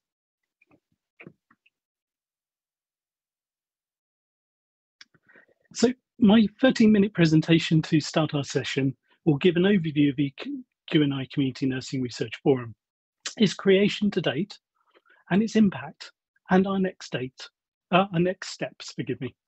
The forum is an inclusive UK-wide community of nurses interested in research, and it's hosted by the Queen's Nursing Institute, and it's a brilliant partnership. And we're working in partnership with national and local organisations and universities. And we've developed shared objectives to help build nurse-led research engagement, capacity, and research leadership across community settings. Crucially, we also cross the 4 nations, and deliberately so. Our key partners include QNI Scotland, NHS England, and the NHR. Next slide, please. So why does research in the community matter? Well, most health and social care is provided to adults at home and in primary care settings. Nurse-led research is vital to generate high-quality evidence that answer priority research questions and clinical questions for patients, families, and practitioners alike. Valuable studies also often experience considerable delays when nurses lack the time and confidence to engage in key research activities, or if they've simply not been involved in its design from the start. Consequently, a policy priority for the NHS is to grow and support nurse-led research and research delivery, especially in community settings where most patient contact occurs. I'm going to do the next slide, but if I move my hand, it might be a bit more fluid. Thank you. However, the evidence to inform community nurse-led research, community nursing research care remains underdeveloped, and nurses and policymakers must draw on research conducted primarily in hospital-based settings, often with different patient populations and needs. Studies indicate that primary care and community nurses' clinical decisions are not always based on the most up-to-date and valid evidence. There are key challenges using existing research findings and translating these into clinical practice. Primary care and community nurses often report that they lack adequate time to access the range of information they need to get their fingertips on, to get on their fingertips, alongside varying training and knowledge in how to appraise and synthesize research in practice. Next slide, please. However, there has literally never been better opportunities to build nurse-led research and knowledge translation in the community than now. Yet community and primary care nurses remain critically underrepresented in the research world. There can be a perception that this is because nurses working in community settings are, inverted commas, hard to engage or just not that interested in research. Now we know the opposite is true, and I'll come on to this in the next few slides. Nurses in community settings have very limited opportunities to pursue research as part of their careers, especially in clinical practice. This lack of research exposure, clinical academic role models, and mentorship in research means that nurses can find they lack the confidence and the experience to get involved. And crucially, in practice, research can be perceived by some nurses and certainly by some managers as an add-on to nursing care, rather than being intrinsic to improving family-centred, high-quality nursing care, patient outcomes, and interdisciplinary ways of working. Nurses interested in becoming more research active, and those who are conducting research already, often find themselves working in relative isolation and without support networks that they need to thrive. Next slide, please. So, how can we best support nurses interested in community research? Well, in 2022, as I finished my NIHR PhD fellowship, I reflected on my own wiggly research career pathway to date and the 10 years that it took me to get from being a clinician to a clinically active researcher. What helped me? Well, knowing what doors to knock on to start with, and then meeting like-minded peers and interdisciplinary mentors. In my case, it was GPs and sociologists and nurses who saw my potential and helped me to develop. And I discussed this with Professor Catherine Evans, one of my nurse research mentors. And we discussed what would make it easier for others to build their own research careers and interests. And then I had an idea. And the editorial accessible by the QR code here will tell you a bit more about this. We created the Community Nursing Research Forum. And we expected that maybe, possibly, we'd get 100 like-minded peers across settings and across the UK keen to come together and support one another, mostly in district nursing, we thought. We were really wrong about this, and in a good way, and I'll come on to this in a bit. Next slide, please. The forum's aim and vision is a UK-wide inclusive forum open to all community nurses interested in learning about and sharing research, accessing peer support, networking and collaborating, and building community nurse-led research activity. The forum now has over 650 members to date, covering the continuum of people wanting to be more research aware and active, through to those leading their own research and having clinical academic careers. The forum very much aligns to the Chief Nursing Officer for England's and the NIHR strategic plans of making research matter in nursing and building research capacity. Next slide, please. We have members across the UK and Channel Islands, and we invite you to join us. You can see the spread of membership on this map. Each of our members is no longer working in relative isolation. They now have a network to draw on, gain advice from one another, learn, network and re-energize through forum events. And I am a thorough believer that research is an opportunity to recharge, and it complements our clinical practice. It uses different parts of the brain and it allows us to step back and think about things more. Inclusivity and an encouraging environment are essential. The forum is deliberately an inclusive, supportive and curious community. It attracts like-minded people. And I've been blown away by the interest. We've literally turned perceived wisdom upside down. The wisdom that nurses in the community are not that interested in research. Well, they are. It's just that the opportunities really did not reach the right people until now. And we've adopted a highly successful bottom-up approach, crossing settings and institutions and the 4 nations. Next slide, please. Our membership encompasses novices through to experts in research. You can see the spread of titles that people have chosen to give when they joined.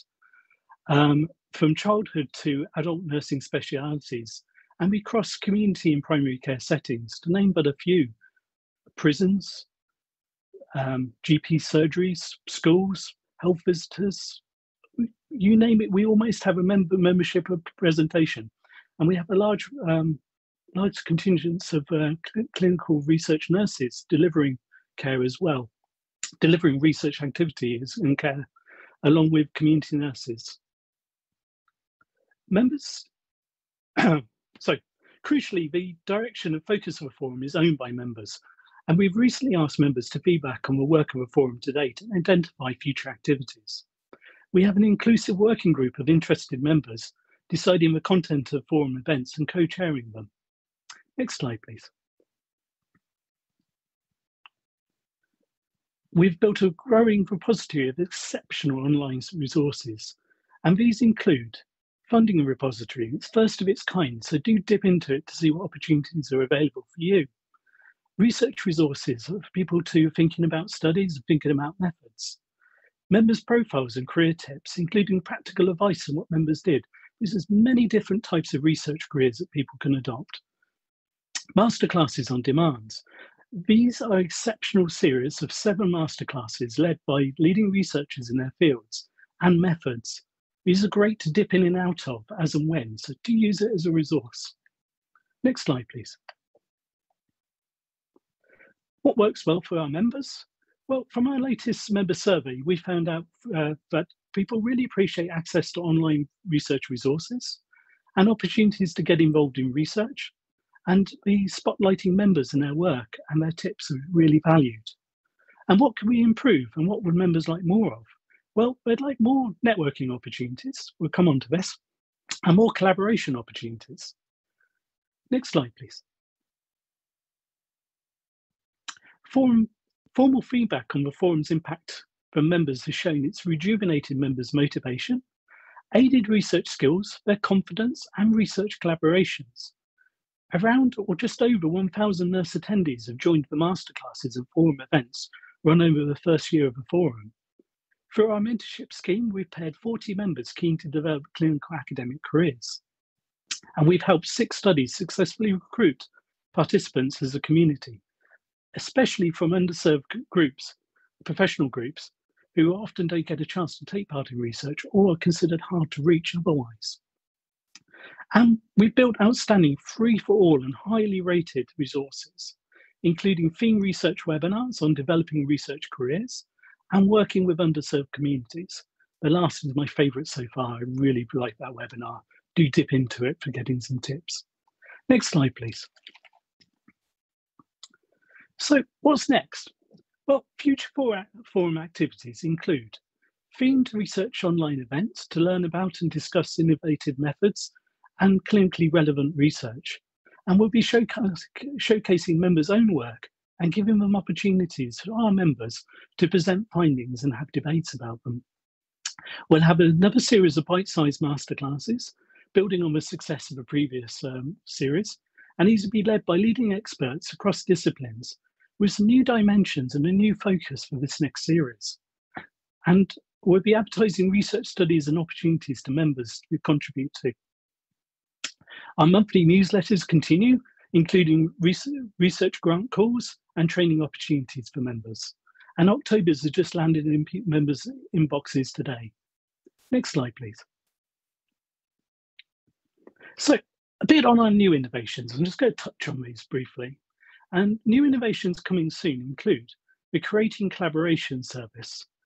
This is connecting research teams early on with interested members, drawing on nurses' valuable expertise and establish relationships with underserved communities that they provide care to. This new innovation will enable forum members to get practical experience of research and contributing as part of a research team or as a primary investigator at a research site, if they so wish. It won't be for all members, but the opportunity is there. We'll be strengthening our mentorship scheme, and this is improving incredibly popular with members keen to develop their research-related careers. And we'll be linking members and targeting support to help them with accessing the growing research infrastructure opportunities, including the very exciting new NIHR schemes that Ruth will be sharing and discussing after me in the next part of our session. And we'll be creating a members' virtual space where people can ask each other questions in real time, share tips and advice. And we can share more on these innovations soon. Next slide, please. So, novice to experts in research are all welcome to join the inclusive, diverse and dynamic forum community. Please do consider joining and share with your colleagues across the UK. Let's make research everybody's business. Thank you for your time, and back over to Crystal. Thank you, Ben. That's great. There's lots of interest in that you can see coming up in the chat box, and we've put lots of links in there, Ben. That's been absolutely brilliant. And one of the things that really strikes me is how, when we've surveyed members, what's come up is you talked about using a different part of your brain for research, and how what we're doing seems to be supporting retention as well. So it's inspiring nurses to have, they're doing the job, but also there's another part, another interest that's energizing them, and it's providing information, learning, new skills, new networks, and that's been an unintended positive consequence. So that's absolutely brilliant. Ruth is, unfortunately, she was here when we welcomed her. Unfortunately, something has happened and she's dropped out. She's trying to join again. And she's asked if we could go straight to you, Pretty, if that's possible. I just have a question though for you, Pretty. Do you have a presentation? Yes, I do. And Edna is going to share it for me, please, Edna. So I'm not sure if Adina has got it. I don't think, no, I don't have anything, sorry. Okay. Are you okay to share your presentation? Oh, I sent it to you. Pretty, if you're able to send it again now, I'll just ask Ben a few of the questions that have come up. If you could send it to Adina right now, and then we'll be able to show it. Would that be okay? All right, that's okay? fine. Please don't drop off though. All right, I we need you. Thank you. So one of the questions that's come up is the Community Nursing Research Forum embracing nurses who work in the care home sector? It's a really good question, and yes, very much. Our colleagues who are working in social care settings, regardless, we're really keen to give members an opportunity to meet like-minded peers. And actually, one of the successes of a forum is that we don't really, in a sense, separate by setting. What we're interested in is one nurse who needs an opportunity to meet like-minded peers, and using certain research methods or wanting to get more research engaged, they can learn a lot from people in different settings. So we do have members in care homes. We do have members who are working in home care teams with carers who are qualified nurses in those teams. And we're very much part of embracing that. Health visitors and public health nurses too. That's amazing. So it really is the whole, we've talked about the family of nurses who work in the community today. A number of times we've referred to that. And I think Sue Tranker, CNO from Wales, talked about that first. And so that's what our forum, the Community Nursing Research Forum, is all embracing, of all nurses working in all fields. Yeah, and as I briefly mentioned, when we first came up with the forum idea, I really expected it probably to be maybe 100 district nurses. I thought it would be quite focused and self-selecting, and it has been incredibly self-selecting and not focused. It's very broad, and is a real strength of it. And we artificially create ourselves barriers, I think, on thinking of under 18s or setting. Actually, there's value in just bringing people together to share ideas, and that's what we do. Brilliant. Brilliant. Thank you so much, Ben. And I can see that Ruth is here. That was brilliantly timed. We've just had a couple of questions. Sorry that you've had some difficulty coming in and out, but I'm going to stop talking now, Ruth, and hand over to you. Thank you. Ruth, you're actually on mute. Apologies for that. I got unceremoniously booted out. There we go. Anyway, it's lovely to be back with you, and I'm sorry that I've missed what I've missed. I was actually going to share my screen, but that's fine. We'll just do next slide, please.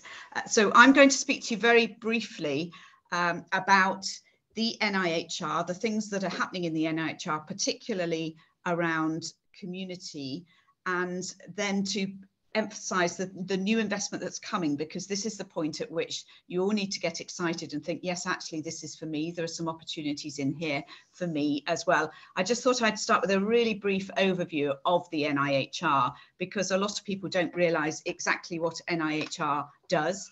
If you look at the structures, it doesn't really help, because it does different things in different places. So basically, the NIHR supports people. It provides funding for studies. And a lot of you will have heard of studies that have been funded by the NIHR, but it also provides funding to start up new sites. That's particularly important, with the emphasis on taking the research out to where the need is and to where the populations are who've got the facing the problems, if you like, that the research is trying to address. It also provides an immense amount of infrastructure, and as you'll see in just a moment, that's where the kind of acronym soup that is NIHR really finds its place. But also the NIHR funds the spread, because all of these other things mean nothing if we can't get the word out to people and we don't actually make any difference in terms of practice. And it's that change in practice that actually is more likely to result in the improved health outcomes. So next slide, please. So the next slide just gives you a little bit more detail about some of those things. I'm not going to walk you through all of these because the slides will be available after the event anyway, but you will have heard of perhaps some of these things. There are clinical academic awards very specifically for nurses, midwives, AHPs, and other professions that aren't medicine or dentistry. That's actually really valuable to know, because that means that there's money that's set aside for people like yourselves, and that's really important. I won't go through each of these in turn, as I've said, because we'll come back to some of them. But in supporting people, the NIHR provides considerable personal awards, fellowships that last a good number of years for people, but also career opportunities that people can dip in and out of a little bit more, and shorter opportunities like developing as a principal investigator on studies, and credentialing programs for MRes and those sorts of things. And then, of course, around the sort of studies that get funded, the emphasis now is very much on doing the studies that are mapped to need. And this is where the James Lind Alliance work was really important. And there's a funding stream at NIHR, which is very specifically directed to the priorities that the JLA process identifies as being relevant, because the value of that process in pulling together both members of the public, patients, carers, families, as well as healthcare professionals, means that those priorities are deemed as particularly relevant for funding. In terms of sites, that's about going out to actually where the need is again, and some of that is about making sure that we can recruit people who need to benefit from the studies. The more people we exclude from studies by just not recruiting, the more people that then cannot actually benefit from the initiatives that are developed through those studies. Lots and lots of infrastructure. Unfortunately, a lot of this is secondary care based at the moment, although there's a big shift to try and work out how we can put more of that out into community settings. And then of course that whole early dissemination, now if you get a study funded by the NIHR, you will get funding for open access publication as well. But the ARC in particular about actually how relevant are these findings to our local populations, what more do we need to do locally, and what are the local needs as well, so that feeds back in. So if you click on again, I think an extra box should appear at the top. In terms of the devolved nations, that's an important dynamic of what's actually happening here, because I'm very aware that this is a UK-wide conference. And for those who are working in Wales and Northern Ireland, the fellowships that are over in the personal awards part here, these are, you're absolutely eligible for these. What we basically do is provide all the back office, and Wales and Northern Ireland health departments actually provide the funding for the award itself. We've not yet managed to gain the same headway with our colleagues up in Scotland. But of course, if you apply for funding for a research grant, then it doesn't matter which of the 4 nations of the UK you're living and working in, those funds are eligible for you. So that's actually a really important part of all of this as well. And people often don't realise this. Simply because NIHR is funded from DHSC, it doesn't mean that we exclude people from the devolved nations. So that's an important component of all of that. Next slide, please. So despite all of this, we know that there are some real challenges ahead. And we know that even in relation to people working in secondary care, which let's be honest, this is where a lot of research studies particularly have been designed to work. And there's some pragmatic reasons for that. But of course, the biggest problem with all of that is that the populations that we want to recruit into studies generally aren't in secondary care. And we hope that people aren't in secondary care for very long anyway. So it feels like we actually have all of these resources to recruit in the one place where people come in, touch base, and hopefully leave again quite quickly. So we're working hard to try and redress that. But we know that even in all of this, where we've got clinical academic nurses and midwives, we get more research generated because clinical questions are more likely to result in research studies. So next slide, please. If we think then about what's happening in community and out of hospital systems, we've got much less visibility of research from the person who might be recruiting people into a research study, and they might be in someone's home recruiting that individual or their family into a funded research study. Nobody sees that. So the visibility of research is totally different. The senior research leaders who are funded through our office, often the work that they're doing, they have to work so much harder to get that work visible to everybody, particularly people who've just entered into community nursing. And again, the work of advanced practitioners, some of whom do get engaged in research, is largely invisible. And we know that the number of clinical academics is much less as well.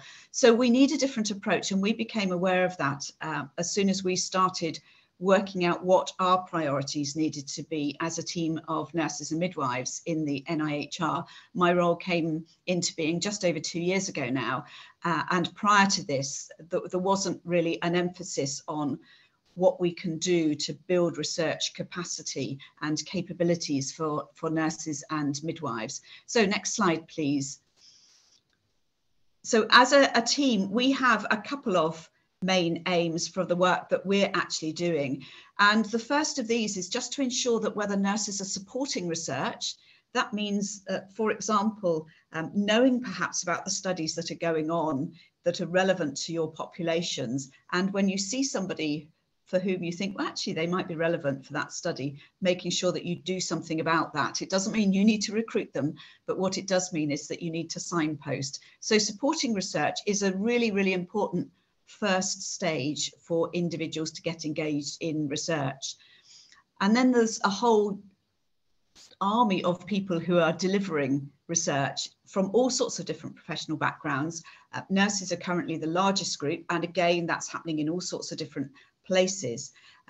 But whether people are supporting research, delivering research, or leading research, our aim is that they should be equally valued. So this isn't a hierarchy. This is, if you like, different parts of that whole research jigsaw, but also not only that they're equally valued, but they can also develop their potential and work to their potential. And we'll come on to that in just a moment. But we also know that we need to develop pipelines of research engaged, whatever that means, nurses and midwives who can support, deliver and lead research. So next slide, please. We have 6 areas of work that we are working in at the moment. And the first of these is looking at career pathways. Now, we've amended this now to talk about career frameworks, because we're very aware that if you start talking about a pathway, there's a kind of a bit of a feeling that if somebody comes off a pathway, that they've failed. And this isn't the ethos that we're wanting to promote at all. So we're putting together a framework of career opportunities for people across all areas. We're looking very specifically with the very capable leadership of Louise Wolstenholme on actually what makes research work in community settings. So what do we need to do differently, but also what do we need to think about there particularly? We know we need to develop principal investigators so people can get involved in leading research studies, but not leave their clinical job behind. And that's a really important part of that. And I know clinical is perhaps an overused word in community settings, but I'm sure you'll forgive me for that one. We're also really keen to develop senior research leaders. Some of you will have heard perhaps of the 70 at 70 programme. That has now morphed into the Senior Research Leader programme for nurses and midwives. And we've got a number of people from community settings. I think we've increased our number from community settings who've come into that programme this year. And it's a 3-year programme, but we've actually having an annual intake. So there'll be an opportunity every year to join that particular programme. One of the things I talked about earlier was people being able to work to their potential. And this is where, when people are in advanced roles, for example, ACPs, people who've spent an awful lot of time and effort getting things like their non-medical prescribing under their belt, when they come in sometimes to research roles, they're not allowed to use those skills. So we're doing a lot of work in that area as well. And then finally, looking at how we can inspire undergraduate and newly registered nurses, because we know that we've got to start early. Eventually what we want to do is to have materials available for open days so that people can come into the professions in order to come into research roles. And I think that would really complete that circle. Next slide, please. So how we're looking at this is actually in that whole context of community and primary care and social care as well. So not only do we have Louise in our team, we also have Zena Aldridge, Dr. Zena Aldridge. She joined our team a few months ago now, and she's come in as our social care nurse fellow. So she's looking at everything we're doing and saying, well, actually, you're not using the right language here. You'll never get social care people interested in this unless you think of it like this, and so on and so forth. So between them, Louise and Zena are helping to reshape the way that we're thinking about each of these projects. But all of these areas are absolutely relevant to people across all settings. But the emphasis for us is in what do we need to now do differently to make research more visible and to make the sense that this could be a little part of what I'm doing, regardless of where I'm actually working. Next slide, please. So these are the 6 things that we're actually doing at the moment. Again, I've talked about most of these, so don't really need to say an awful lot more here. But in terms of the undergraduate work, we're working with universities and have piloted a resource for undergraduate students that will sit alongside their formal research modules and give them more insight into the reality of clinical research and what that might mean and how they might think about a career in those particular areas. Next slide, please. And of course, the really good news to talk about at this stage is that despite the map at the beginning, which showed all of those amazing things that the NIHR provides, we know that that's actually still not enough in terms of nurses and midwives. And so we have put together a call to DHSC and through them to government, to Treasury, for some more investment specifically for nurses and midwives. We've been successful in that, and any of you who've been watching on Twitter will know that we've got 30 million a year for 5 years, particularly to have this sort of investment. And so there are a number of different things that we're actually doing, some new things and some increasing the eligibility for other things that are going on. So, and I won't go through all of these in detail. I'm very happy to send very specific information about these, but I know I'm very time limited today. But we've got 10 different things that are happening, from the work that's happening with the students through those early career internships in particular are going to be opened up, so that these are not just for people who are thinking, oh, I want to do a doctorate and the internship is the first step. We're thinking about people who might decide they've got an amazing idea to change the way in which their community team supports research, but we need somebody to be funded just for a small amount of time, for 9 months or so, to develop that idea properly. And so those internships will have a very different focus, and they won't be focused on clinical academic careers solely. It's still a route into a clinical academic career, but that's just one component of it. I won't go through these in detail, but I will highlight the in-practice fellowships. This is a scheme that has been running at NIHR for some years now, and has previously been aimed at GPs and dental practitioners, dentists. That has now been broadened out so that anybody who's employed in a general practice as a regulated healthcare professional can actually bid. So practice nurses, pharmacists working in a GP practice, paramedics, can all apply for one of those fellowships. These were originally developed because GPs and dentists didn't have enough time in their specialist training to be able to fit in a PhD alongside the specialist training. So that was the original ethos here. But it's felt now that actually we need to broaden this out so that these fellowships can go to a range of different people. So again, I thought that's particularly relevant for you. And underpinning all of this, we're going to have regional research leadership offices. So there'll be 12 of these. So wherever you are in the country, there will be a research leadership office for health and care professionals that will not be as far away from you perhaps as London or Leeds, which are our other main bases. So we're currently developing all of the job descriptions for these sorts of things at the moment. And for your colleagues who may be AHPs, we're going to have an associate director for AHPs at the NIHR so that they can actually provide the leadership in the same way as I've been very fortunate to be able to do for nursing and midwifery. So next slide, I think we're possibly at the end now. Yes, brilliant. Okay, thank you for that. I'm sorry it was such a whistle stop, and apologies for the techie things going on. But yeah, happy to take questions, or I'm not sure whether Pretty's already spoken or what stage we're at, but thank you. That's brilliant. Thank you so much, Ruth. And yes, you were quick, but actually there was a huge amount on there that we're still going to be able to share with colleagues afterwards. So you've kindly said we could share those slides, but there's been lots and lots of comments in the chat box and some questions that have come through. Can I just check with Pretty? I know you've sent your presentation, but do we know if we're able to open it? Because I just had a message through the WhatsApp to say we weren't able to open it. So I'm just going to check that with Adina. Can you just call out Adina? I'm unable to open it. So if you could resend it as an attachment, Pretty, please. Thank you. And in the meantime, I will have to reshade. I'll shade from here. Okay. That's all okay. right. If you can share it yourself, that's also perfect. Yeah, thank you. Thanks, Adina. Thanks, Pretty. But I will ask Ruth some questions that have come through specifically for you before we go on to Pretty, if that's okay. There's been a question around community mental health nursing. Now, I think you are embracing all, but it was specifically to ask opportunities for community mental health nurses. Yes, absolutely. So we've currently got, I think, 2 or 3 of our senior research leaders this time round are actually in community mental health nursing.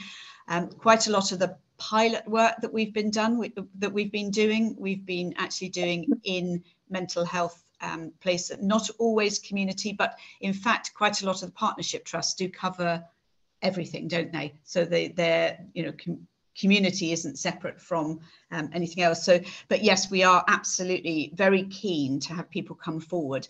And what we're looking to do is to provide mentorship for these schemes, particularly for people who don't have anyone else to reach out to, or they're not aware of who they can reach out to.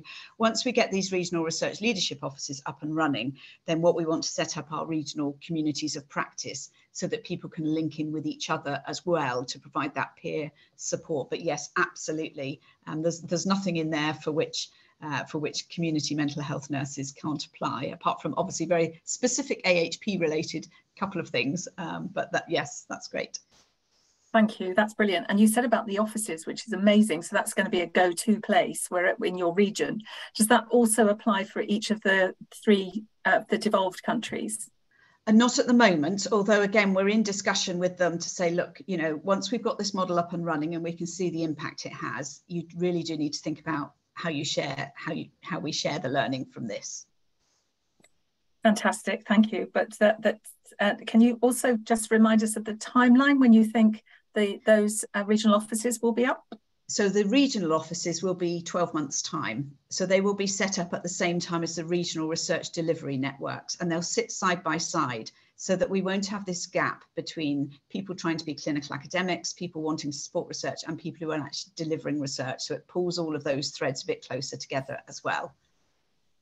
That's really helpful. So one of the questions, I've got a question from Hayley, who said, is there a point of contact to speak to someone to find out more about how to develop on to one of these programs? And she's not sure what would be best because there were quite a number that you'd yes. shared, the fellowships and so on. Yeah.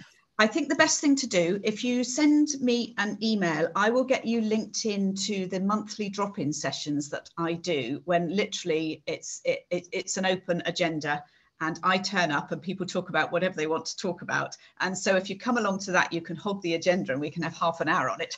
So that's probably the most efficient way of doing that. That's a wonderful offer, Ruth. I hope you caught that, Hayley, and others, because I think it's not just Hayley who's going to be wanting to join you. Thank you. There's also a question that I've been sent, which is about the importance of research throughout the life course of nursing careers. And it's brilliant that I could see on that what you talked about with inspiring nurses when they're student nurses, and now we haven't had that kind, in the same way that our medic colleagues have a research imperative really throughout their entire career.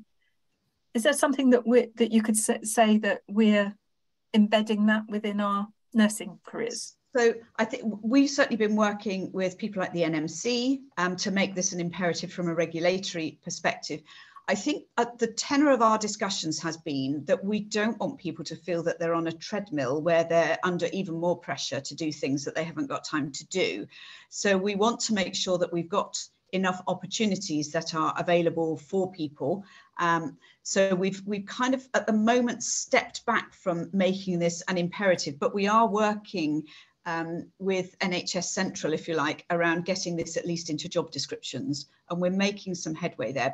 But the people who already have research, like ACPs, it's in their job descriptions, but a lot of them actually don't have any time or any idea how necessarily they would do that. So actually starting with the people who already are supposed to be doing it, and the capabilities framework that is due out, I think, any moment now from what was HEE will be really helpful, because that identifies all of the things at enhanced, advanced and consultant level as well. So and that knits in, we've been very involved in that work as well. So it all ties together, I think, in a different way to previously. Yeah, that's brilliant. Makes it sound, it is really, I was going to say, makes it sound coherent. It's not makes it sound, it really is coherent. So thank you so much. And all those different touch points in your career as a nurse that you can get involved through an AHR and get inspired. You really, really have been inspiring and ensuring that we've got 30, did I hear right, that it was 30 million per year for 5 years? Yes. Yeah. Wow.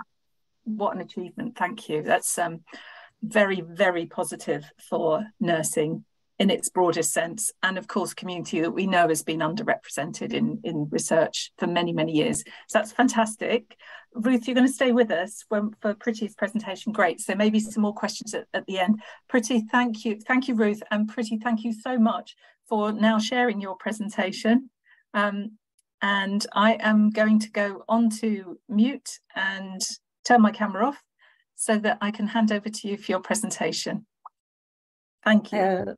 Thank you so much.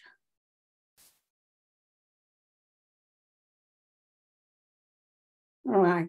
My name is Priti Manyimo, and I'm a clinical academic nurse. I am a specialist palliative care nurse with the Leicester Partnership Trust, and I'm also a first-year postgraduate student at the University of Warwick. I'm going to talk about my research journey and hope my story will inspire someone who wants to get into research or someone who is just about to give up on research. I'll talk about my social background and also how I got into nursing and how I got into clinical research. I was born in Zimbabwe and raised in a polygamous family, and I was educated in the southeastern area of the country, which is relatively poor compared to other parts of Zimbabwe. My father was a teacher, and I am the 9th out of the 14 children he had. I was one of the fortunate children to be educated to a tertiary level. My dad valued and encouraged academic progression. To him, education was the key to life. So he encouraged us to grab opportunities and learn and improve lives. I came into the United Kingdom 21 years ago, and my first job was a housekeeper at the Glenfield General Hospital. One day I was cleaning the floor, and a visitor approached me to inquire about their loved one who was admitted on the ward. I signposted them to the nursing station and ended the conversation with, "I'm just a cleaner," to the amazement of the staff nurse who was listening. And she said, "Just a cleaner? Why do you look down upon yourself?" I continue to reflect on this event whenever thoughts of demeaning myself arise.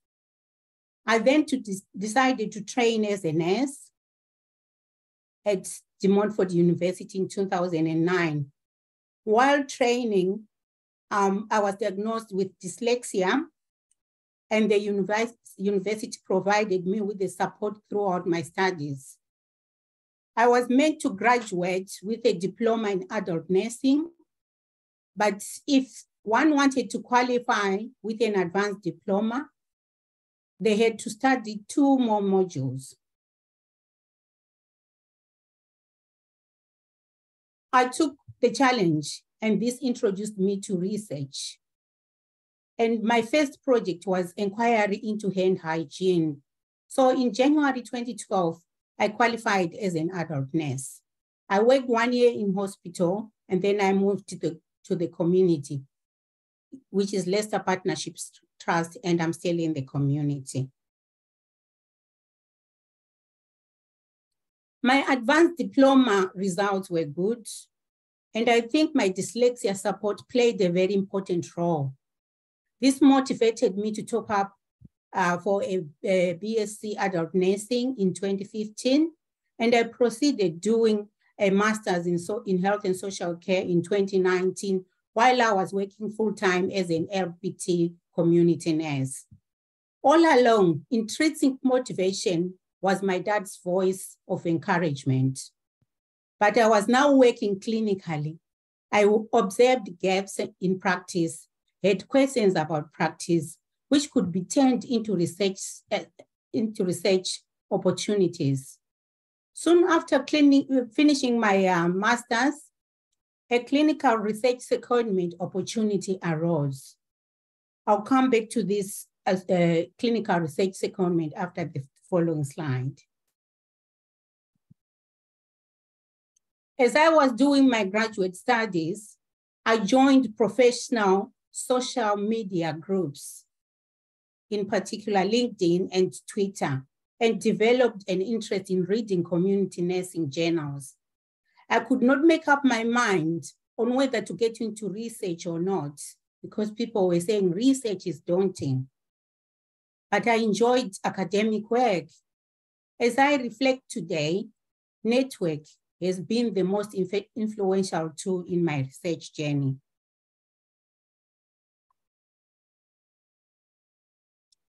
This article about community palliative care convinced me that nurses do research. The research article was about end-of-life care, which was my specialty. And I started following one of the authors who happens to be one of the panelists today.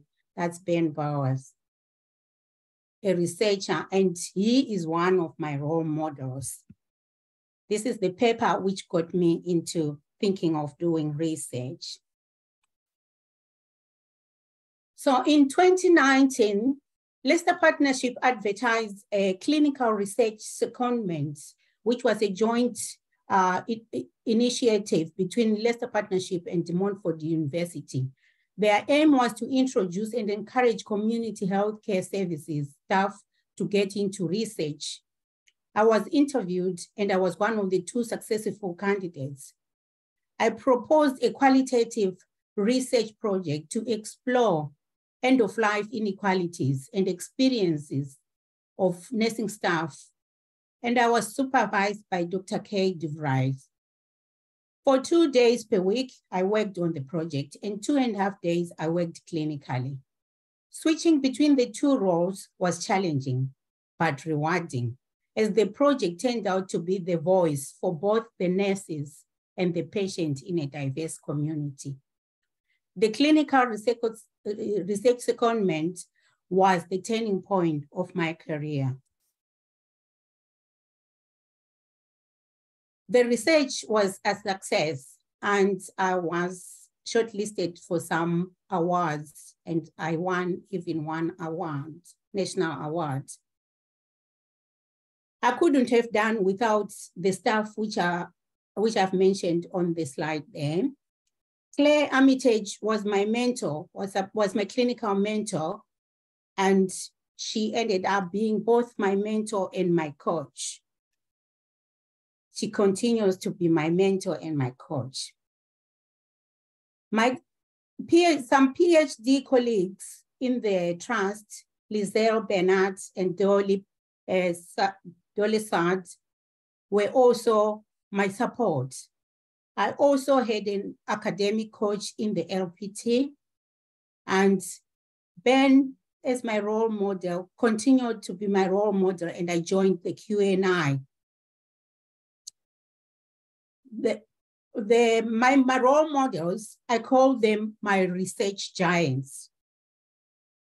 Apart from a supervisor, I also had these giants of mine, the ones I call my giants.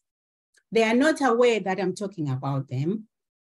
The QNI has a scheme for mentoring, and I put my name up for that, and I'm being mentored by Joseph Manning, and I don't regret any minute spending my academic time with him.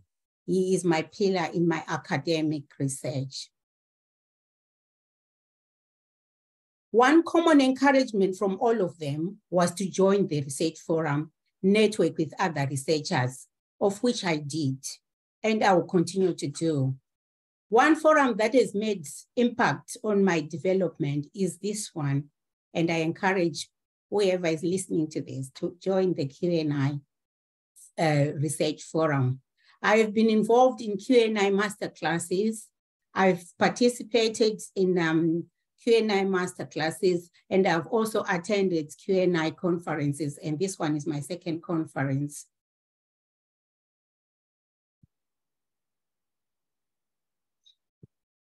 I am aware of my weaknesses, and sometimes low self-esteem impacts on my performance. And these can have detrimental effects on my academic career. My research giants, including Joseph, have played a pivotal part in helping me identify my strength, building resilience, and using these to motivate me to success and build resilience. When I started my clinical research secondment, I bought myself a notebook, which is on the, might be on your left there, or the picture on the left there. And it says, I can, I will. And it lifts me up whenever I want to give up on anything. And I can, I will, and I've managed to face academic challenges, and I'm into research. So why am I telling you all about my poor background, my low self-esteem levels, my dyslexia, and what have I learned from my research journey so far? Anyone can get into research. All you need is just support and passion to get into a research career. Nurses spend more time with patients than any other healthcare professional, so they can identify gaps, ask questions, and change patient outcomes. Networking, presenting, and liaising with other researchers and research recipients has improved my confidence and self-awareness. 3 years ago, I couldn't speak in front of a large audience, but now I can. The Clinical Research Secondment Initiative increased my chances of furthering my academic development, and thanks to Leicester Partnership. I'm now exploring complex palliative care needs and end-of-life inequalities at a doctoral level. And I'm grateful that LPT has such initiatives for aspiring upcoming researchers. Getting into academia also increases your employment opportunities, which I'm not quite looking at the moment. Thank you for listening, and thank you, QNI, for giving me this opportunity to talk about myself. I will leave you with that inspirational quote from Maya Angelou. Do the best you can until you know better. Then when you know better, you do better. Thank you. Oh, Priti, that was absolutely amazing. Thank you so much. The chat box is absolutely alive with how inspiring you are and how you're now inspiring others. Thank you. And thank you for highlighting the importance of mentoring and networking. And I love that phrase, research giants. I think you've just created a new term. Yeah, my giants. Absolutely. And that phrase, I can, I will, and now you have. I have. Yeah, absolutely brilliant. Thank you so much. Thank you, we've had a number of questions that have come through into the chat box, which I can't see, but I'm going to ask my team if there are any. There's so many well dones and how inspiring you are. Thank you. I think one of the questions that has come through to me is, what would your advice be to a nurse that is in your situation, thinking about research, but not quite sure what to do next? And they've just listened to you and you're now a role model and they want to follow your path, Priti. What would you say, first steps?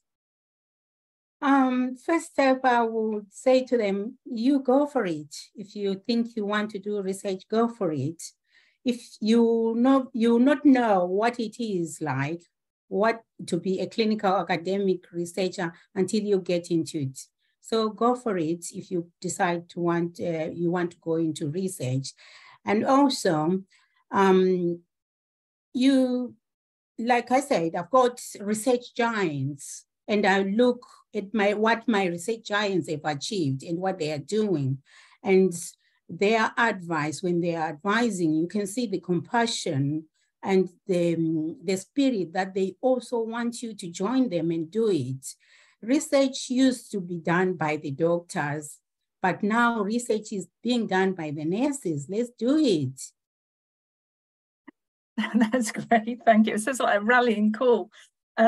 So some other questions that have come through. What's kept you going? What's been your motivation? Because there are some difficult times, aren't there? Some low times when you're doing research, and you've got that balance between research and clinical. You talked about your dad, actually, didn't you, being a motivator? Yeah, my dad, initially, it was just that intrinsic motivation from my dad that although he had 14 children, you all wanted us to achieve, but he didn't afford to send us, all of us, to school, to a tertiary level, but he wanted us to achieve something. And I've achieved that at a mature age. I could have done this long back, but because of the finances and the difficulties which I had, I couldn't do. So my dad was the main inspiration. But when I got into nursing, when I got into end of life, especially practicing myself, I can see there are lots of questions which need to be asked and which need to be answered. And this can only be done through research. You can't answer those questions through complaints, through mourning, but you can answer them through research and find the answers. So that's, my patients really inspire me to find answers for themselves and make everything better for them. Absolutely brilliant, thank you. And one final question, because we are coming up to the end of the session, that Peace has dropped a message in to say, how did you surmount the difficulty of developing critical thinking and the hierarchy of evidence and learning about that? Perhaps that was your starting point with learning about research. Oh, it was quite difficult for me. And the most difficult thing is doing research in a second language. Oh my God, it's difficult. Doing it in English as a second language, is quite difficult. But the more you practice, the more you read about it, the more you read other people's work, and also attending masterclasses. QNI does lots of masterclasses. You develop critical thinking and read and compare different papers. Yeah, I don't know if I've answered the question. Yeah, no, I think you have. It's reading, it's networking, yeah. and I think it's keeping that motivation with thinking about the research for your patients and the difference that you're going to make. Just absolutely brilliant, Priti. Thank you so much. Thank you. And I know that Ruth is still on the call, and I think, Ruth, you'll agree, Priti is an absolute star. You've just presented to 350 people, 350 nurses who've all been absolutely blown away by your presentation. So thank you. Any final words, Ruth and Ben? I just wanted to say that actually other people's stories are what really makes the difference, aren't they? And that's certainly been the case throughout my career. So listen to what Priti said, listen to how other people have achieved things, and take heart, I think, is the message. That's true, yeah. Thank you. And Ben? I think Ruth and Priti have summed it up perfectly. We can achieve so much as nurses, and we just need to believe in ourselves and each other. Thank you all so much. Thank you, Ruth, Ben, Priti. That's been a great session, really uplifting session to end our day, our first day of the conference. And I'm going to draw everything to a close now with literally 2 minutes to go. And I know lots of people will need to jump off and go to the next meeting or to the next commitment that they have. Just like to say thank you to everybody who's been with us today. Please do consider donating to the QNI. As I said earlier today, I like to think this as paying forward. We can't continue to do what we do unless we have donations. So please do consider, if you've enjoyed today, please think about giving it doesn't matter how small it is, a donation to the QNI. Every little bit of it helps us. I'd like to say thank you to all of our presenters who've contributed today, who've been, and to all of you who've been with us for parts of, or perhaps since 11 o'clock this morning. It's been a great way to set off the day today. Please do go back to the lobby and have a look at the survey. If you're able to complete that, it will definitely help us as well with knowing what we can get right and what we can do more of, less of next time. So thank you all again for being with us. and we very much look forward to seeing you tomorrow. And a final thank you, yes, to Tether, who have supported today. And you heard from our sponsor this morning around digital inhalers. And again, all of that information is going to be available, will continue to be available. Recording of that session and the slide deck will be available for you via the VFAIRS website. So thank you all so much, and look forward to seeing those of you who can join us tomorrow. Thank you. Thank you.